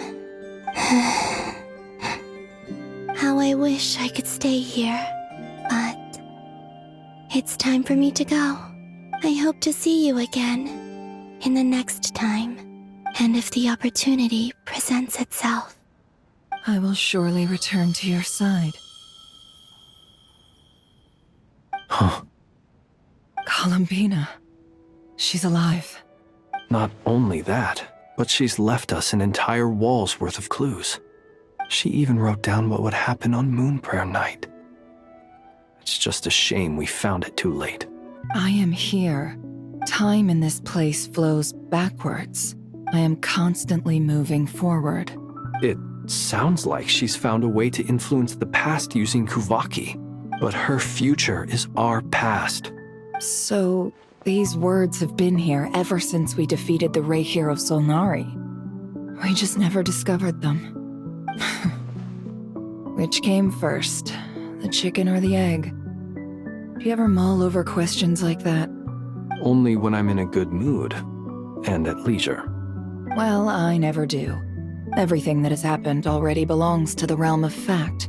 As a business person, and especially an intel broker, what I do is extrapolate from those facts to try and read the future. An admirable philosophy. It's a means of survival. Let's go. We have a wall's worth of clues to share with the others.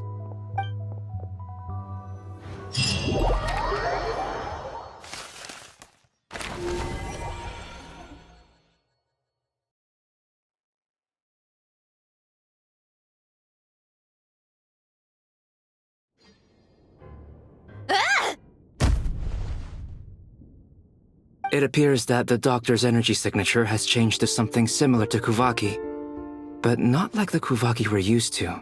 Nodcry's Kuvaki devices will only have a limited effect on it. I can see why you've chosen to place your hopes in alchemy instead. Also, I must say these books are rather profound. My subordinates just shipped them in from Fontaine. Some of them are from the Narcissenkreuz Ordo. Some are incident reports from Petrichor, and then there's a few test reports for these junk machines. Additionally, after some further scanning, I've discovered something extremely annoying. What's that? Teyvat's skies contain multiple moons. A long time ago, when I did my first scan, I detected 3, just as the legends say. But when I checked again just now, I detected 4 moons. So there's one extra? Yeah. Originally, I thought that if I could still find 3 moons, that would at least mean Columbina's still alive. But then it occurred to me that apart from the frost moon, Teyvat's moons are just husks. And husks surely shouldn't show up in the scan, since they're not alive. It's weird, isn't it? If we can't even distinguish between a dead and a living moon, how are we supposed to know whether a moon goddess is still alive? Or does this mean that the moon marrows are equivalent to the moons themselves? It's certainly possible. In which case, the 4th moon you detected may be Dottore artificial creation. So he wasn't bluffing. He really built his own moon marrow. Ugh! I'm so mad right now! It's easy to get overwhelmed when you have too much on your plate. Maybe you need to relax. Perhaps try going for a walk. Or simply take a few deep breaths. Nothing can calm me down at a time like this. I need more time, and I need progress.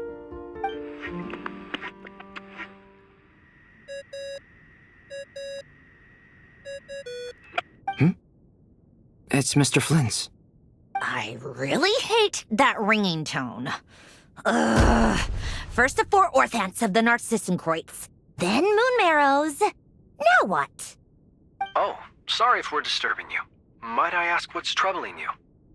What do you want? We're busy. Are you still at the Curatorium of Secrets? Yeah. Look, everyone else is still out, so there's no hurry.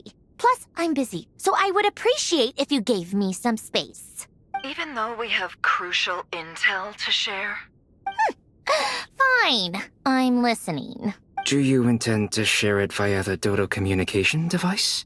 Ordinarily, I would, but this is a unique situation. I think it's best that we discuss it in person. See you at the Curatorium.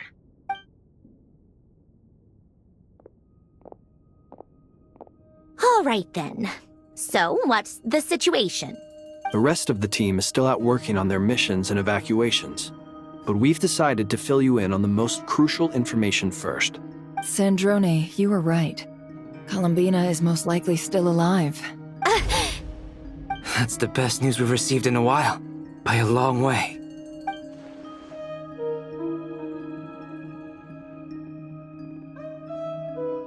Random locations. Appearing in reverse order? Are you serious? So not dying isn't enough for the Moon Goddess, huh? She has to show off too. Anyway, does this mean we can deduce her condition from the Moon Marrows? Miss Sandrone, there's nothing wrong with simply admitting that you're happy to hear the good news. I'm not. And she's the least of our problems. We're facing a huge crisis. If she can't control the flow of time in there, she's just gonna keep moving backwards. Different points in time won't intersect, and she'll never find a way out. Let's say life begins with a drop of water. When did time begin? The moment this planet came into being? No, that's not right. Her final destination would be the moment at which the space she is in was created. But it doesn't seem like we can influence that space from the outside world. So how can we help her? Also, if she's alive, Rerir and Thalindis might be too. But as far as we know, neither of them have come back out. That space may not have an exit at all. I'm afraid I must concur with Miss Nefer in this. Can't exactly argue with that. Let's leave it there for now. I've taken notes on everything you said. Will it help with your research? I doubt it's gonna help with breaking Dotori's energy fields. But who knows when it might come in handy. Better to have it all written down than try to remember everything when I need it. All right, I need to get back to my research. Mr. Albedo has made a lot of suggestions that will require my undivided attention. Sure, I'll stay here. I have things to work on.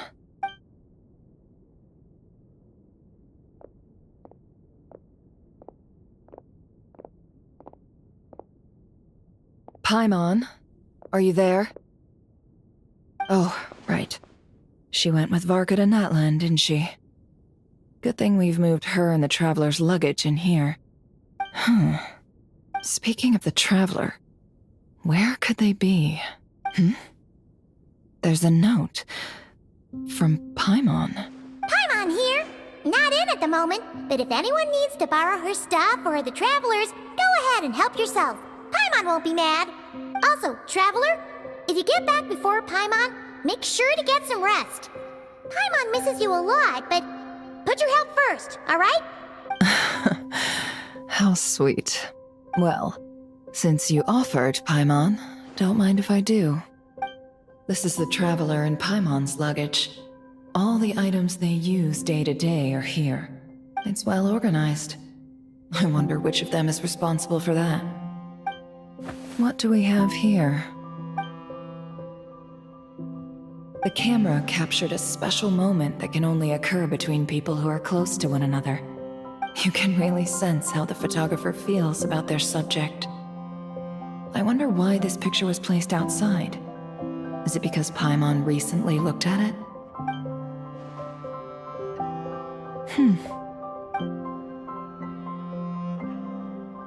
This must belong to the Traveler. Perfect. I'll use this. Hang in there. We'll find you.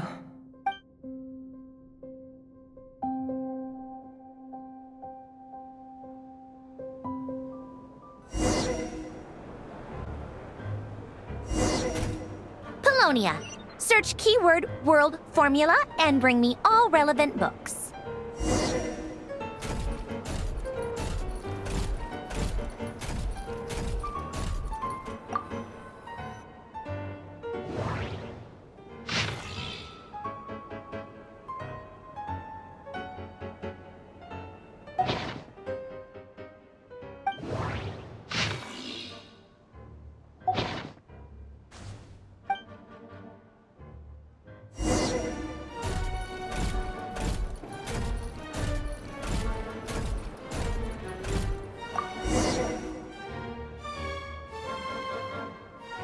Let's see. This one is on Tonki's sermon dictation concerning the apocalypse.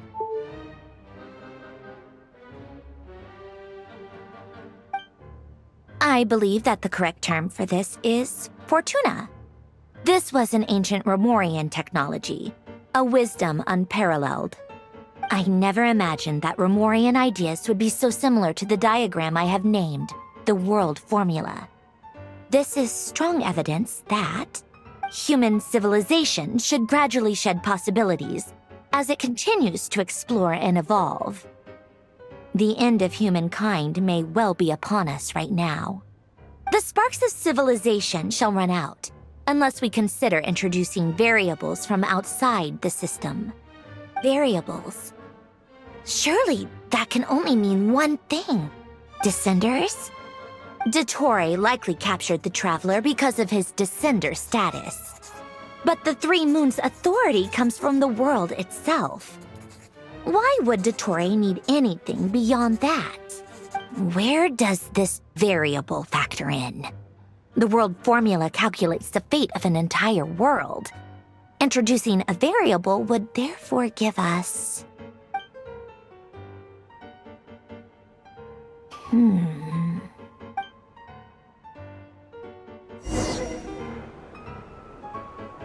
Polonia, search keyword pathway and bring me all relevant books.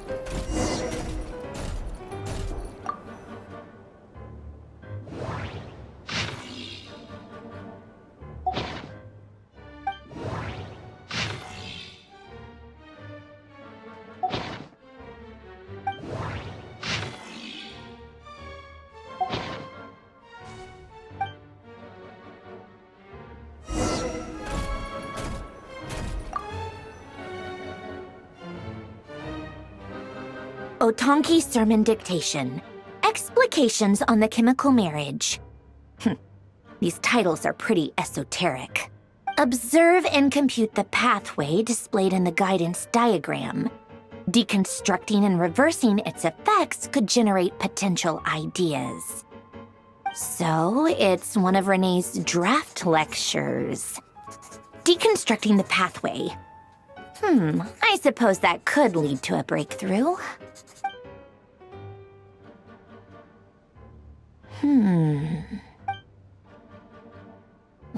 This is so long. This guy sure loves showing off his knowledge.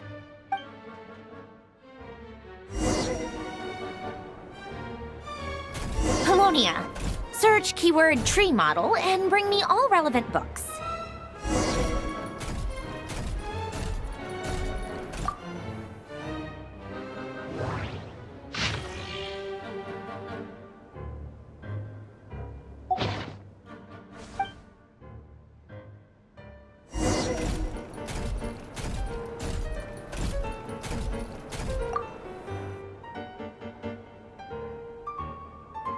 Most of the experimental devices proposed by the Lilia Crucis Ordo are built based on the simple and basic logical structure of a tree model.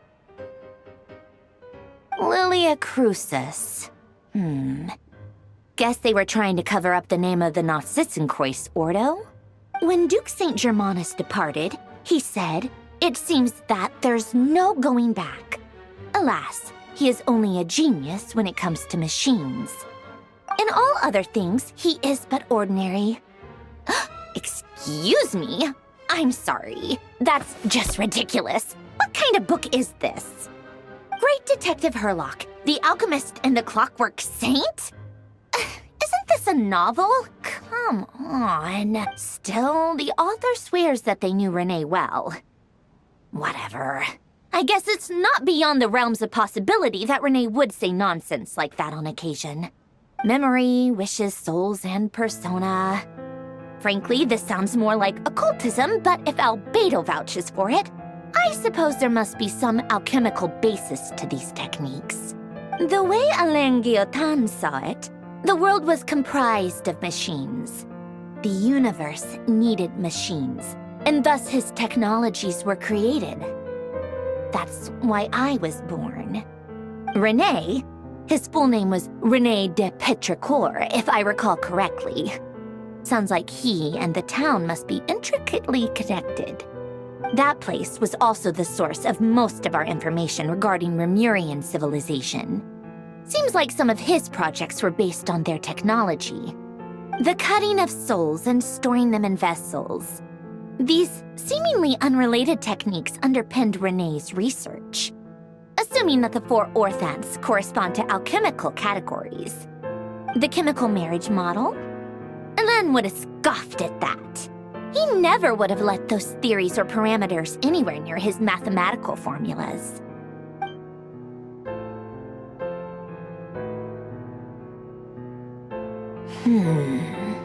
What was Alain's view on Renee? I know he mentioned the name, albeit very rarely. Oh, now I remember. Alain's old notes are here too. They mentioned Renee once. Renee seemed most out of sorts when he spoke to me.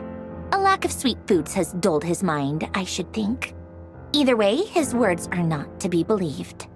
Yep, that sounds like Alain. My subordinates actually did a half-decent job digging out all these materials. Makes a change. Good for them. Some of Alain's old files are completely consistent with these records. He must have gotten them from the Tower of Gestalt. I never knew he got his hands on Renee's records that early. He may have kept them, but he never even attempted to use them. Didn't believe a word they said. Come to think of it, Renee's world formula was filled with calculations of constants. That shows he believed that the fate of the world to be predetermined. As for Alain... it's been too long. I forget what he said. What would he have said? A guy like him, fervent believer in machines, but not headstrong enough. The world can be changed. It is worth persevering. Yes, that's how he used to think at least. He created that procedure to save this world. Yet the scale of the world's fate proved too enormous. The result was beyond his ability to calculate. He died having never seen the outcome. And there I was, left behind in the ashes of his dreams. Did you really never take a close look at Renee's research? Or did you read it but deem his philosophy incompatible with your model? The very thought of trying to incorporate his ideas probably made you feel sick to the stomach. Well, don't worry, because there's a whole new category of lunatic in town. Next to Dottore, every other madman looks sane. You once asked me what I wished for. Should have asked him instead. He's the one pining for things you'd sooner die than witness.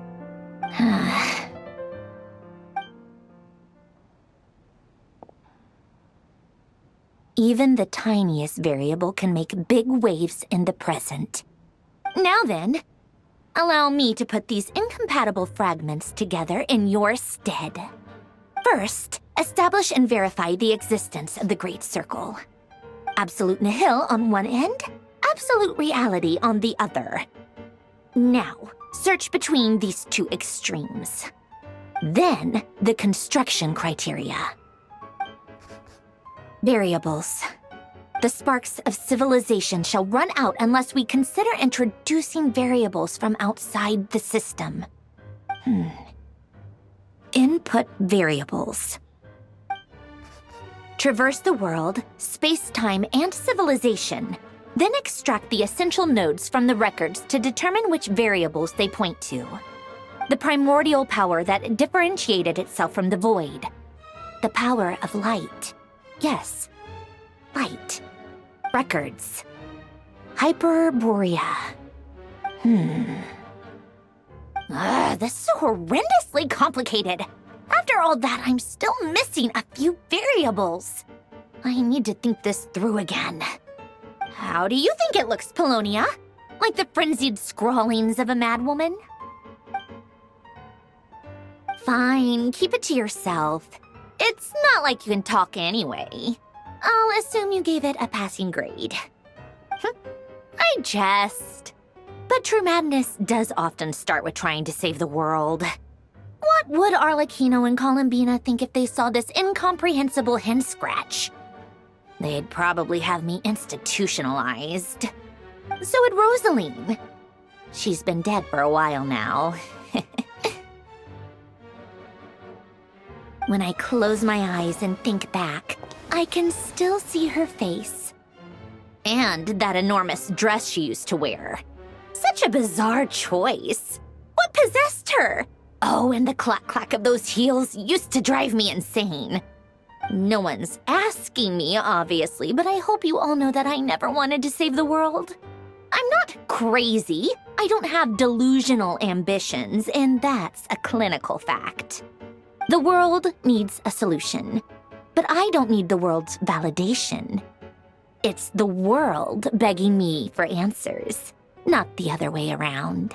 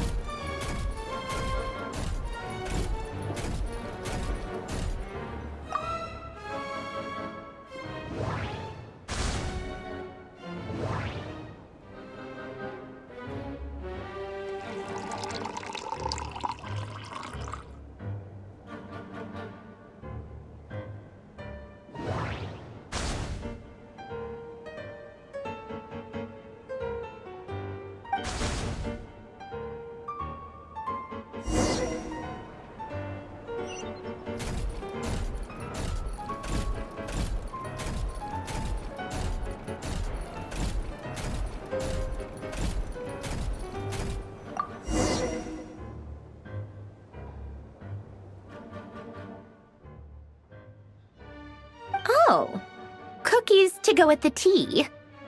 Let's see. They must be from that person who brought those documents. I see they're from Hotel de Boer. Something's written on the box. We are proud to present this homage to the Fortress of Meropede's fun-filled mill collection system. Fortune cookies. Have a lucky start to your day. Sounds like a dumb gimmick to me. Be early to bed and early to rise. Get plenty of sun and drink plenty of water. Then things will surely go well for you. What? Are you kidding me? Somehow I doubt that an early night and a glass of water is magically gonna save a world on the brink of existential peril.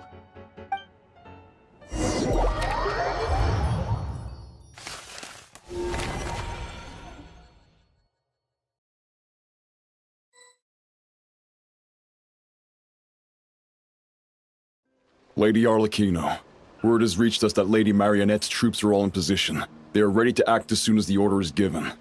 Excellent. The only thing is, they are fewer in number than we expected. It looks like many of them must have lost their lives at the hand of the monsters released by the Doctor. Can't be helped. Allow them to join our ranks, and keep in contact. As you wish.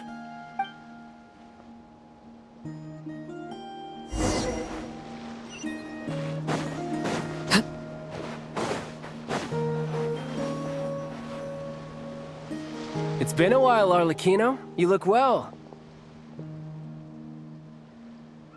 Did Dottore really have to build his lab right on the sole path between Snezhnaya and Nodkrai? Had to go on a huge detour to stay out of its line of sight.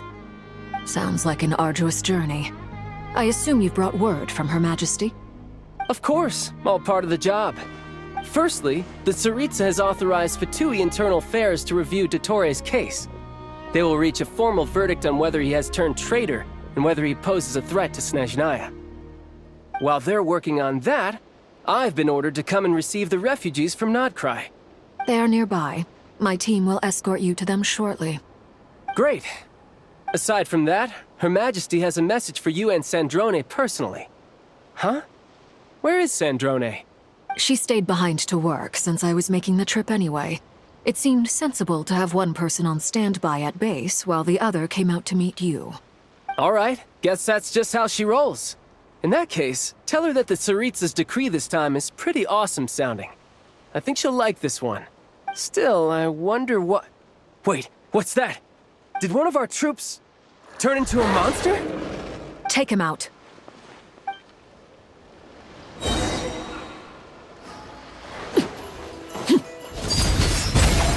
You can run, but you can't hide.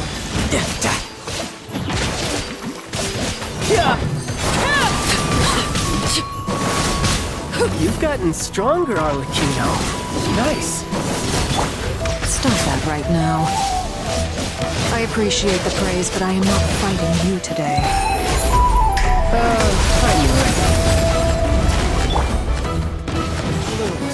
My time to shine. No time to lose.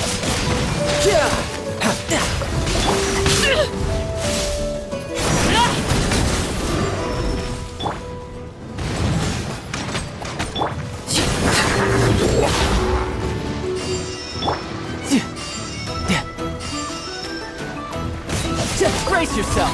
This is gonna hurt.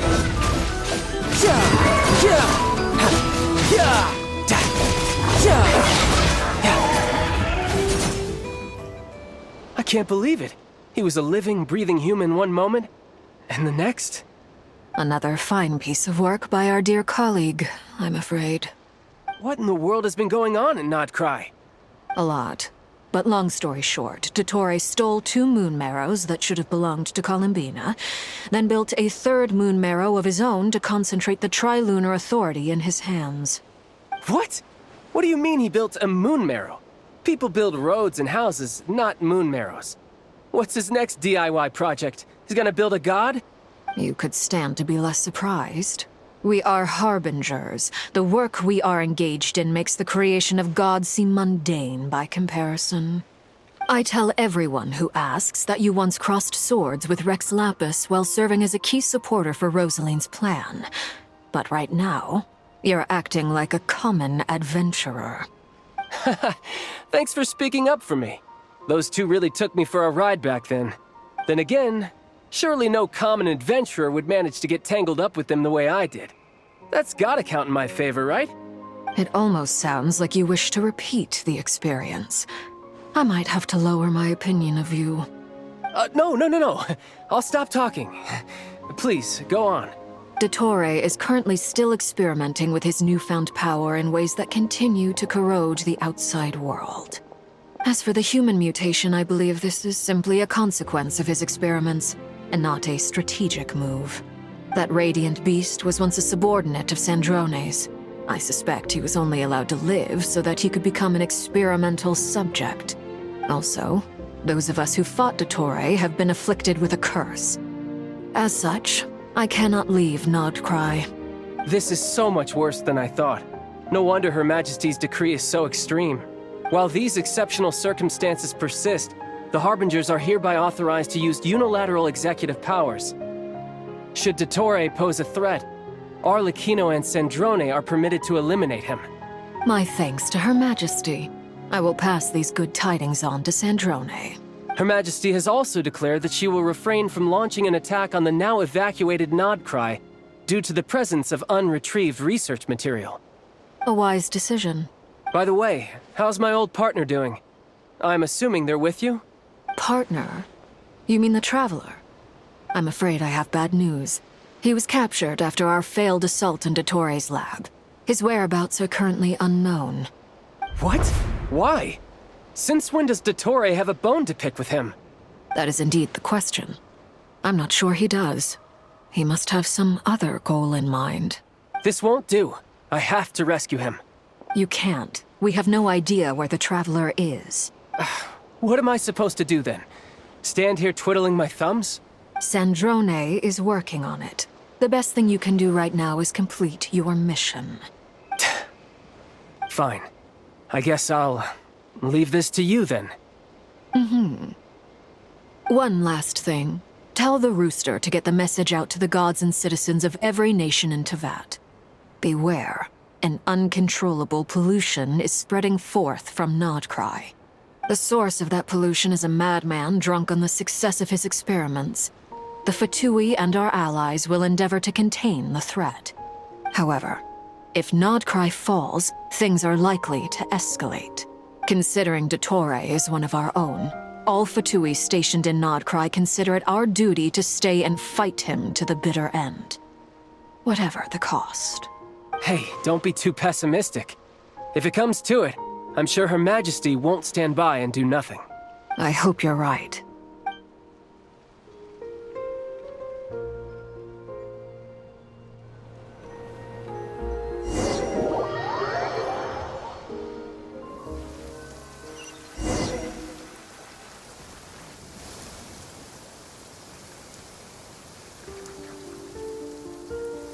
You're right on time. Thanks. Hey, do you think I'll get that gliding exam exemption? I made sure I was on my best behavior in Mondstadt. I landed well outside the city and walked in through the gates. I'll help you apply, don't worry. For now, let's see what we have here. What are the doctor's energy fields even made from? The usual attract and repel principles that govern Kuvaki don't seem to apply to them. They are very mysterious, but ultimately, they appear to be comprised of energies from the three realms. Thanks to research by Master and the Hexen Circle, we know that Tevat's 7 elements are derived from the more primordial power of the Light Realm, which is antagonistic with the power of the Void Realm. Since you have the power of the Dragon Durin within you, I'm sure you can already tell that this energy field contains no abyssal energy. That's true. It's not abyssal energy, it's something pure, wild, and untamed. I've been thinking about something. Do you still remember the device that Dory supplied from the Academia when you and Miss Columbina fought Rarier? That was one of the most marvelous feats of ingenuity I've ever seen. The design, the craftsmanship, the material selection. I couldn't fault any of it. Not to mention the operating principles. Surely the most ingenious feature of all. Dory didn't go into detail on how it functions, but I have a working theory. The clue was that Miss Columbina was somehow able to use the pyro energy that you provided, despite the fact that, as a moon goddess, she should only be able to use light realm energy in principle. Now, all elemental energy is, of course, derived from light realm energy to begin with. Hence, I suspect that the device works by restoring elemental energy to its original state. This presumes a theoretical model of the 7 elements akin to that of light refracted through a prism. Perhaps it is no mere analogy. Maybe there is indeed a prism in this model. I almost wonder if the idea for the device was conceived based on direct observations of said prism. It would explain how such an ironclad design concept was achieved. It is at once a masterwork of engineering and a groundbreaking application of the Academia's latest elemental theories. I suspect only Lesser Lord Kusanali herself could have devised such an ambitious technology. But back to the energy field before us. If this is pure light realm energy, its relation to elemental energy is one of integration versus division. Or you could say that the former contains the latter. Could this mean that elemental energy can dilute the power of the light realm? Should we give it a try? We should.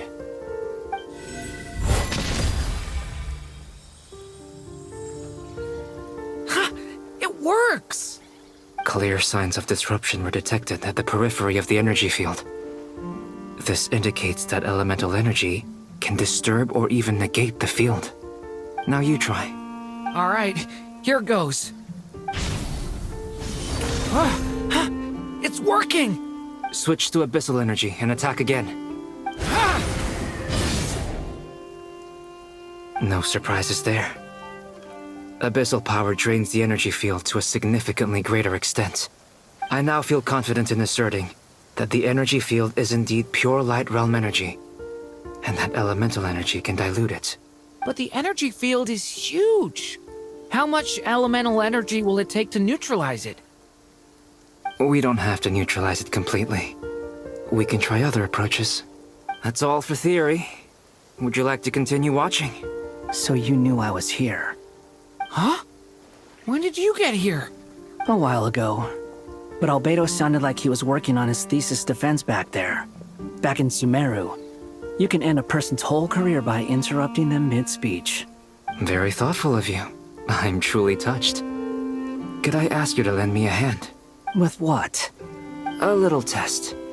Try using Anima to unleash a concentrated assault with circular blades, with the goal of breaking through at a singular point. Nice! This time it tore through the field. Tremendous. This is a major breakthrough. Should we go through? We probably shouldn't risk having mutually antagonistic energies in such close proximity. Durin, you stay here and watch the entrance. Hat Guy and I will go in to investigate. Sounds sensible to me. Keep your eyes peeled, Durin. Don't worry, I got this. You two be careful in there. Just give me the signal if you need help, and I'll dive right in. What do you mean, signal? It's based on a new alchemical concoction I developed last month. When 2 bottles of it are smashed on the ground together, they emit a blinding burst of light. If it comes to that, remember to shield your eyes with your hat. Glad I asked. Thanks for the heads up.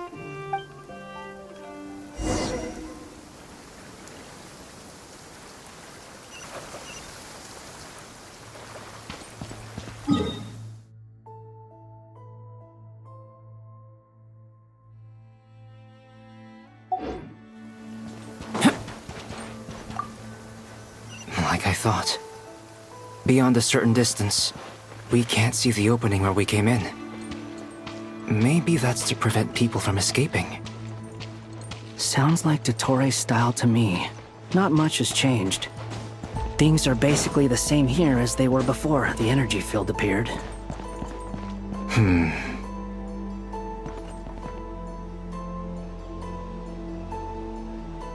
They have no heartbeats and they're not breathing.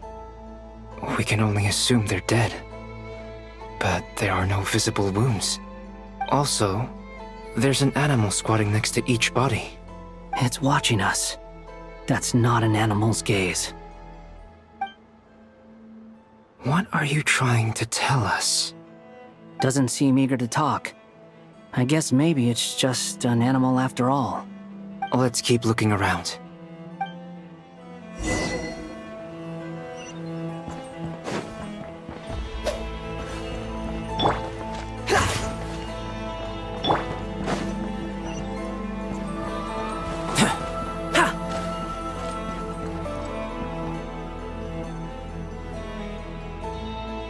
Same situation everywhere. Not a living soul in sight. Just countless bodies with animals standing watch over them. Well, I think we can safely rule out the possibility that they're all pets. Is skirting around the topic your way of showing consideration for other people's feelings? Just being cautious. I don't doubt that you can handle the truth.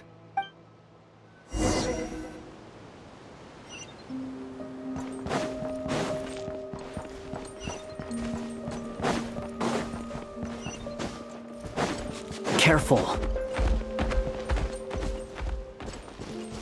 Please. Help us. Please. Over there. I hear a voice.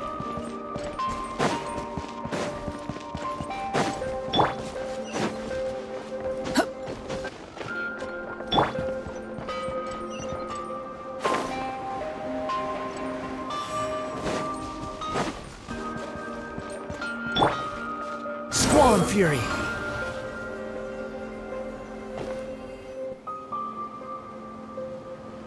Please. Help us. What happened here? I don't know. Suddenly, everyone collapsed. Then my line of sight got lower. I still have some of my senses left, I gotta get out of here.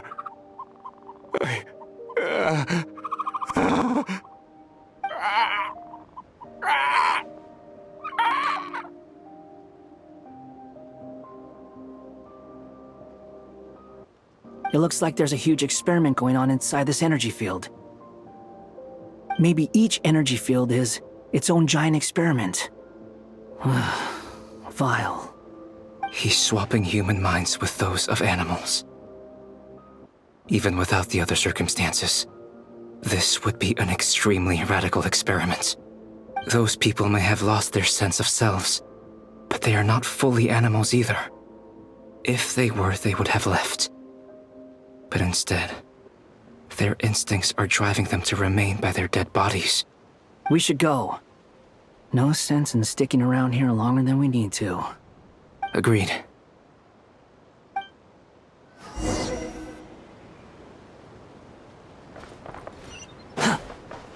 Quit following me. The wind rises.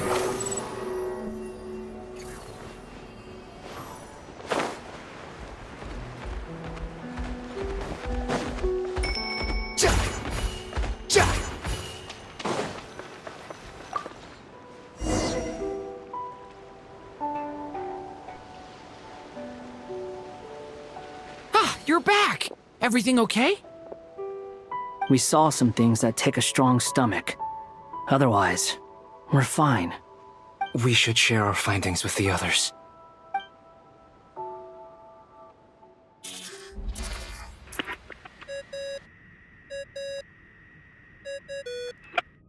Yes? Who is it? Miss Nefer, it's me, Albedo. We found a way to break through the energy fields. With enough control, it's possible to tear them open using elemental energy. Also, we managed to take a look inside. Dottore is carrying out his cruel experiments on an immense scale. Any residents who have failed to evacuate in time will likely meet a grisly end. Sounds like he's living down to our expectations. Might I ask how things are proceeding on your end? I'm just about to get started. I'll be in touch once I have a result. Understood. Stay safe. I will.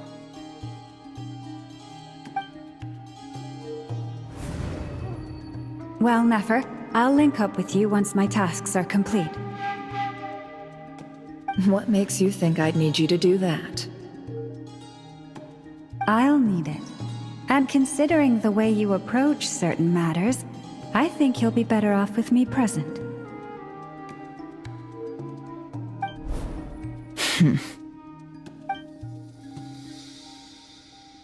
Let's begin. Entering simulation mode. A vast wasteland. Is this the Traveler's inner world? I was expecting something more vibrant, to be honest. Wait, someone's there. What are you looking at? In that case, I'll look at it with you. I want to know all about everything you've seen and experienced. Is there somewhere I should return to? Or should I stay here and be the hero everyone says I am? I don't dislike my current life. Roaming the land, fighting battles, accomplishing missions, earning a living, looking after Paimon. It's not so bad. I guess the only thing that's missing is that you're not here with me. This is the conscious layer, which contains a person's true feelings. It is filled with both longing and kindness. I suppose anyone who lives long enough ends up wishing for someone who can't be there. Maybe it's the only way we can feel truly alive. Time to delve a little deeper.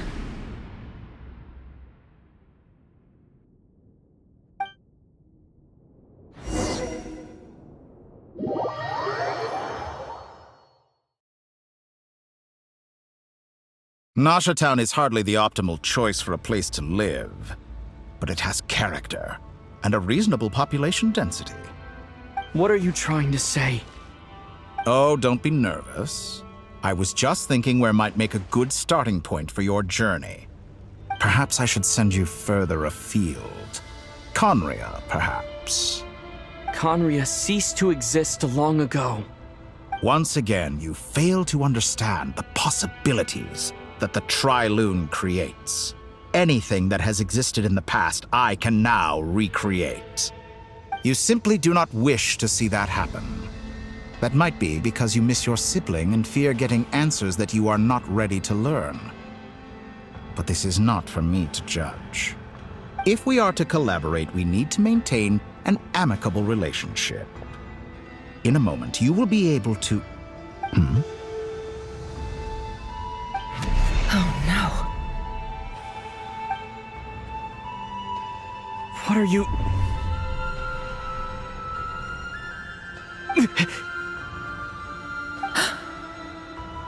What are you gonna do? Don't move. Something unwanted has crept into... Oh? Gone as quickly as it came.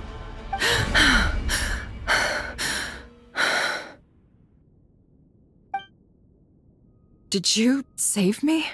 If I hadn't cut the connection, Dottore might have caught you from the other side and destroyed you. This was a good idea, but once is plenty. You were exceptionally brave. Excellent work. Thanks, but now's not the time for that.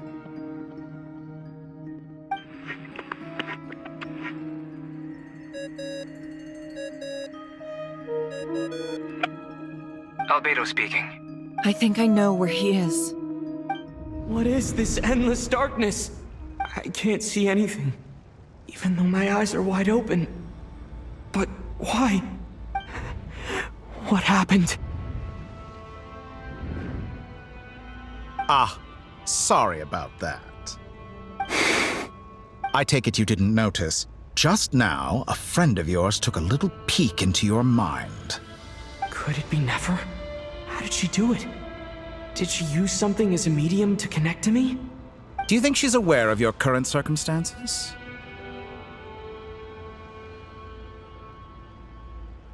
Oh dear. Have I stunned you into silence? I only wanted to slow down your time a little so I could stop your intruder in her tracks. It would have been nice to capture the spy. I must say, I'm finding the ability to adjust the flow of time rather intriguing. The moment you closed your eyes, time seemed to grow impossibly viscous, didn't it? A whole month passed before you opened your eyes again, but only for you. No one else was affected. I dare say this is something only a god can achieve. Point taken. You've proven once again that you have god-tier powers. Oh, you misunderstand. This wasn't about proving a point. I was testing things out. I find I learn best by doing, and I have to admit, time is not the easiest dimension to control. I only wanted to make you sleep for a short while, but it ended up lasting a whole month. Clearly some finesse is required to wield the authority over time as I wish. I hope you're not angry with me. It was only a month's discrepancy, nothing too serious. Had I been off by a year, a decade, or even a century, that would have been quite a different story. You could have frozen me for millions of years. So much for collaboration. You aren't showing much sincerity. Millions of years? To what end? I wonder if you don't understand humans all that well. They are very pragmatic creatures who understand only that which they can perceive with their senses. If I had you sit here for a week, I imagine people might sympathize. But if I left you here for 100, 1,000, or 10,000 years, the sheer size of that number would cause it to lose all meaning to them. They would not have the capacity to comprehend your suffering, and thus they could not empathize. Unfortunately, while gods do exist in Tevat, it is ordinary humans that account for most of the population. Their lifespans are so limited, their bodies so fragile. Did you ever really hope that they could begin to understand someone like you? Your long life and unique origins make you fundamentally different from them. How long will it be before they start to treat you like the alien you are? Before you are ostracized, outcast?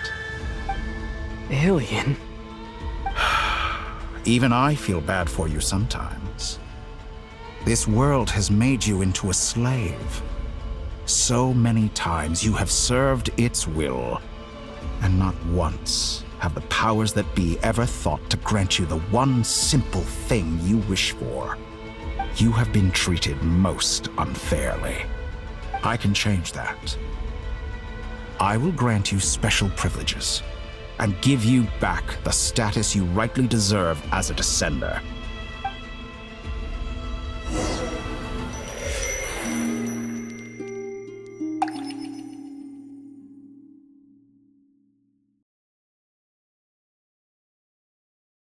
I've entered the past 3 times at this point, but I still have so many questions. For instance, beyond each point being further back in time than the last, what determines the specific locations at which I can make entry? So far, the common thread linking all 3 scenarios is that the Traveler has been present. But it's more than that. I know I sensed something familiar around him. What was it? I'll keep this question in mind as I carry on.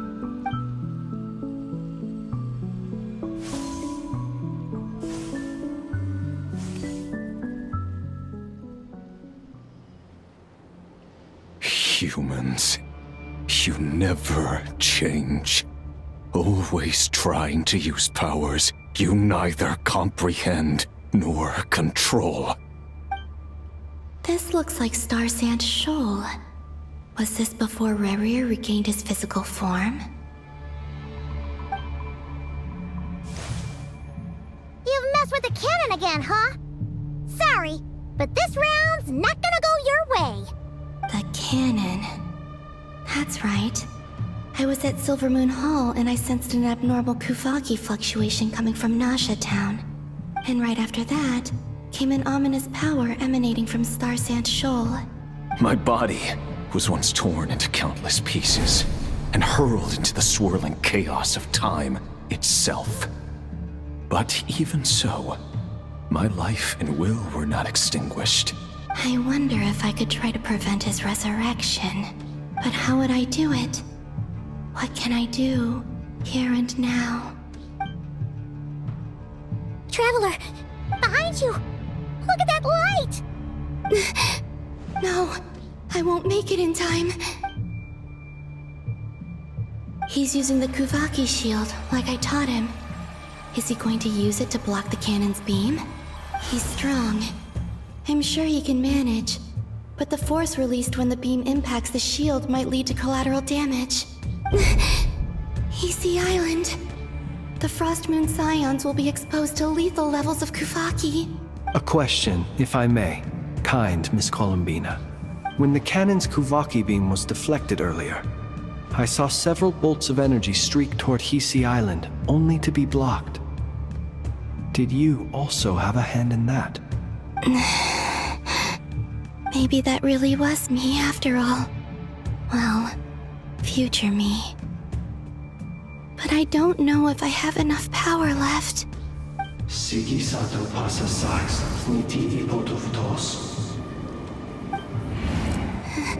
There's no time.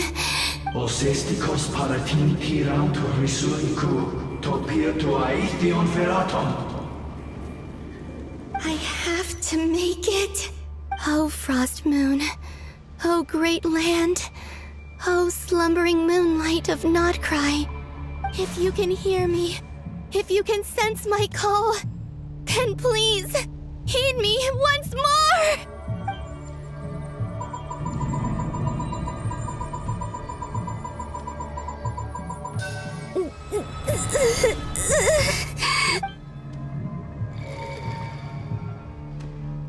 Did it work?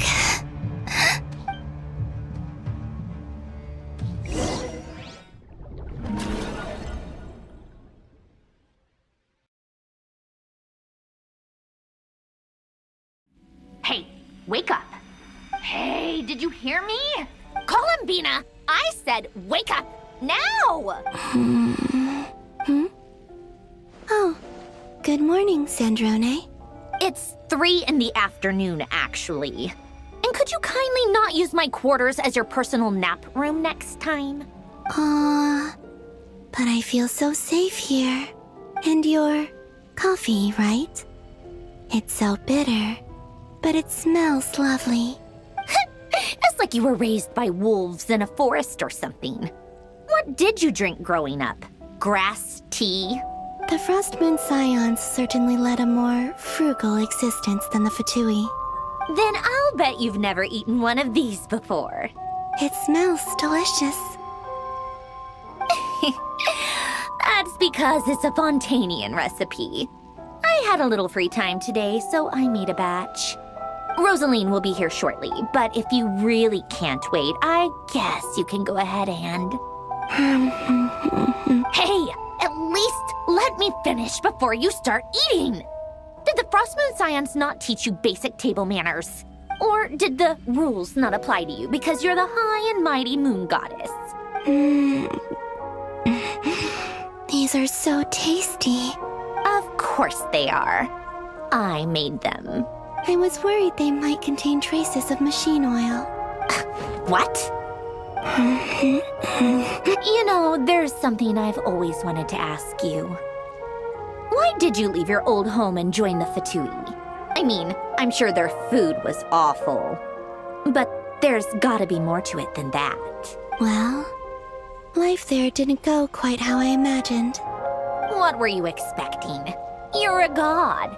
Your followers are gonna make some demands of you, right? Surely you can just answer a few prayers here and there in return for the free food and drink. How bad can it be? Well, would you help other people just for free food and drink? The doctor told me that you were created by a great mechanic, Lord something Fisher. The Lord Artificer. Ugh, some people can't keep their mouths shut. Oh, Lord Artificer.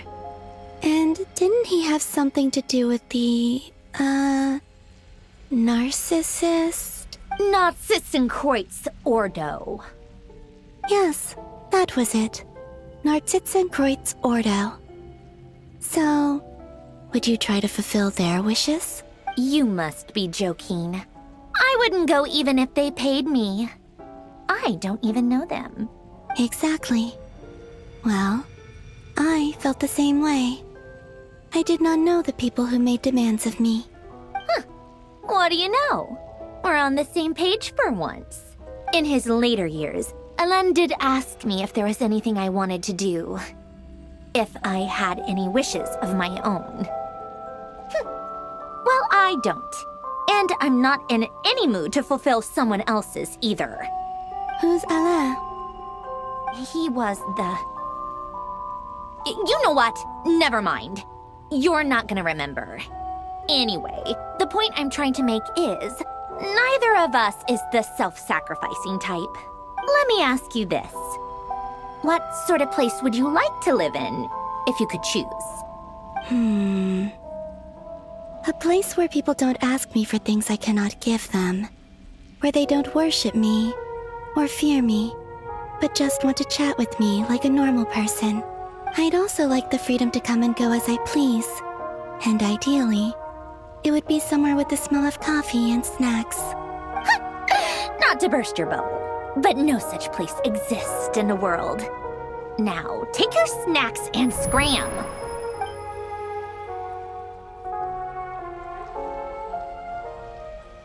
Did I pass out? Of course. I'm back here again. I dreamed of events from my past. Sandrone. Traveler. I miss you all so much. Back there. I guess I managed to harness all the Kuvaki energy on Hisi Island. But how did I do it? Time is flowing backwards here, and I can use that familiar power to enter the world of the past. That mystery ally everyone talked about. It was me all along. I can sense that there isn't much more power remaining up ahead. What lies at the end of all of this? Will time keep flowing into the past? And will I ever find my way back?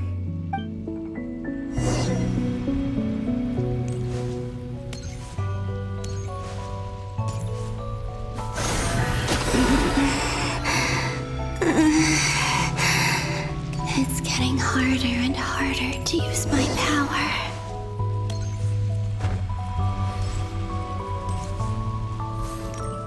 I'm no match for the Abyss in this state. I need to avoid the contaminated fragments.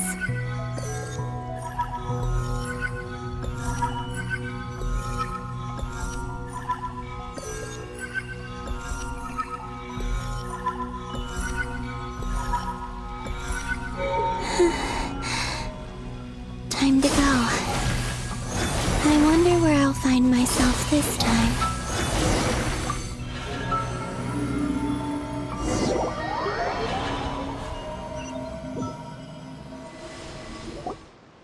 The Final Night Cemetery.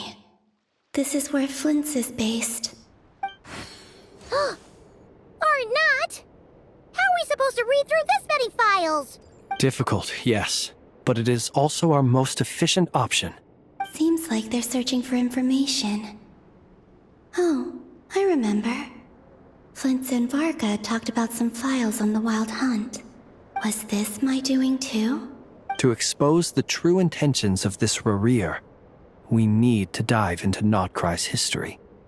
Are my actions changing the past? Or are they simply completing a process?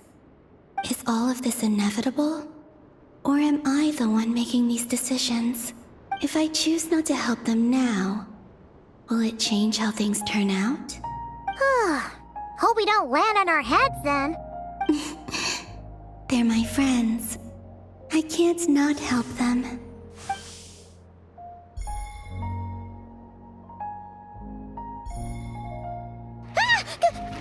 Ghost! And the other one was... here. Hey! Another file's moving!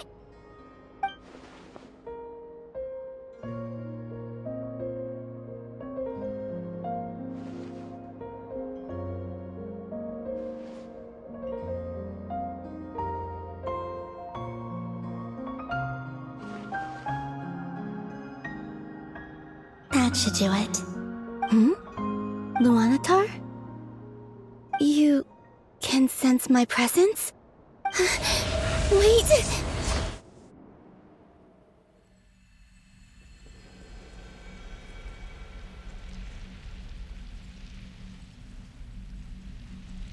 Luanatar. So she's that familiar presence I've been sensing all along. She's always been by the Traveler's side. That explains why the Traveler has been there each time I've entered the past. But why Luanatar? Is it because she has a connection to me as the Moon Goddess's familiar? If so, why not any other Kuhenki? That's...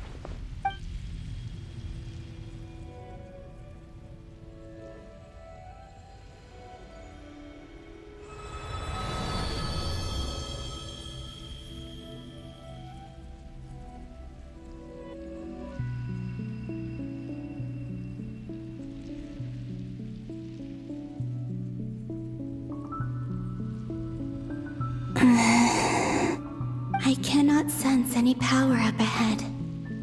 Just a void, stretching out into infinity. This is likely my final chance to enter the past. It's now or never. I have to find a way back.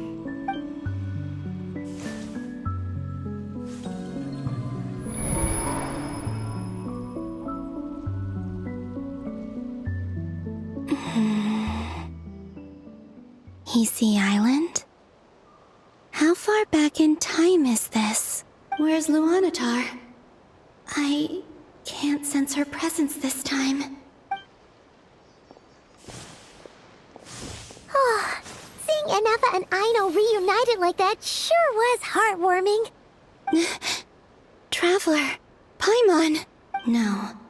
Stay calm. I don't have much power left to change things. I don't even have that much time left here. Think, Columbina. How do I find a way back? A way back? To where? Do I go back to Moonprayer Night? Or to the future that followed? And if I return in my current state, what will become of me then? Dottoro's actions that day proved that he'd been planning that for a long time. He had already seized the power of 2 moon marrows before capturing me. Even if I managed to get back, how can I fight against him when he wields the Tri-Lune Authority? I can't. If I go back like this, I'll be playing right into his hands. I have to find some way of rivaling the power he has usurped. Wait. Time flowing backwards. The Tri-Lune Authority. Does that mean... I think I know what the final destination of this lunar reflection might be. I know what I must do. Speaking of homes, we must already be close to where the Frost Moon Scions live. The vibe here feels different, just like the scenery. But how do I communicate my plan to my friends? Should I write it down here? No. Someone else will see it. I need something with a close connection to me. Something I can use as a medium to tell them what's happened to me in here. Now it makes sense.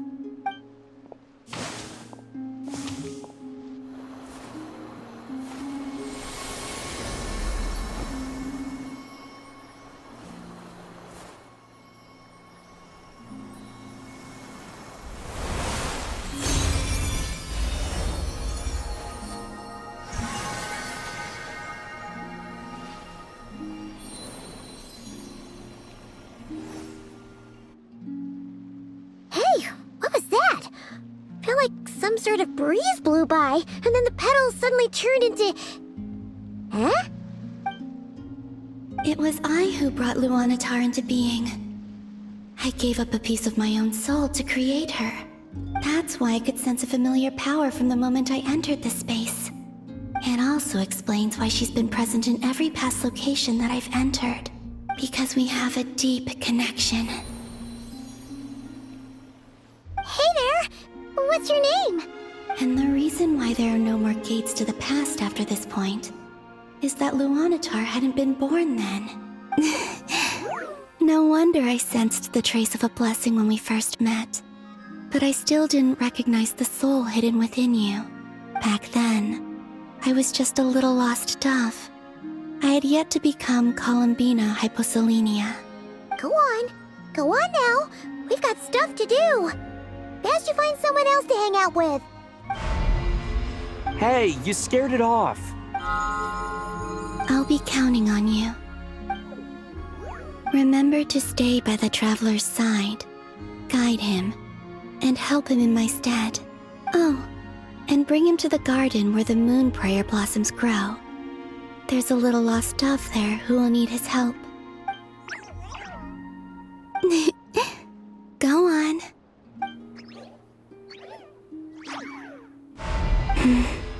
You too. Go and live your story. As for mine must go in a different direction.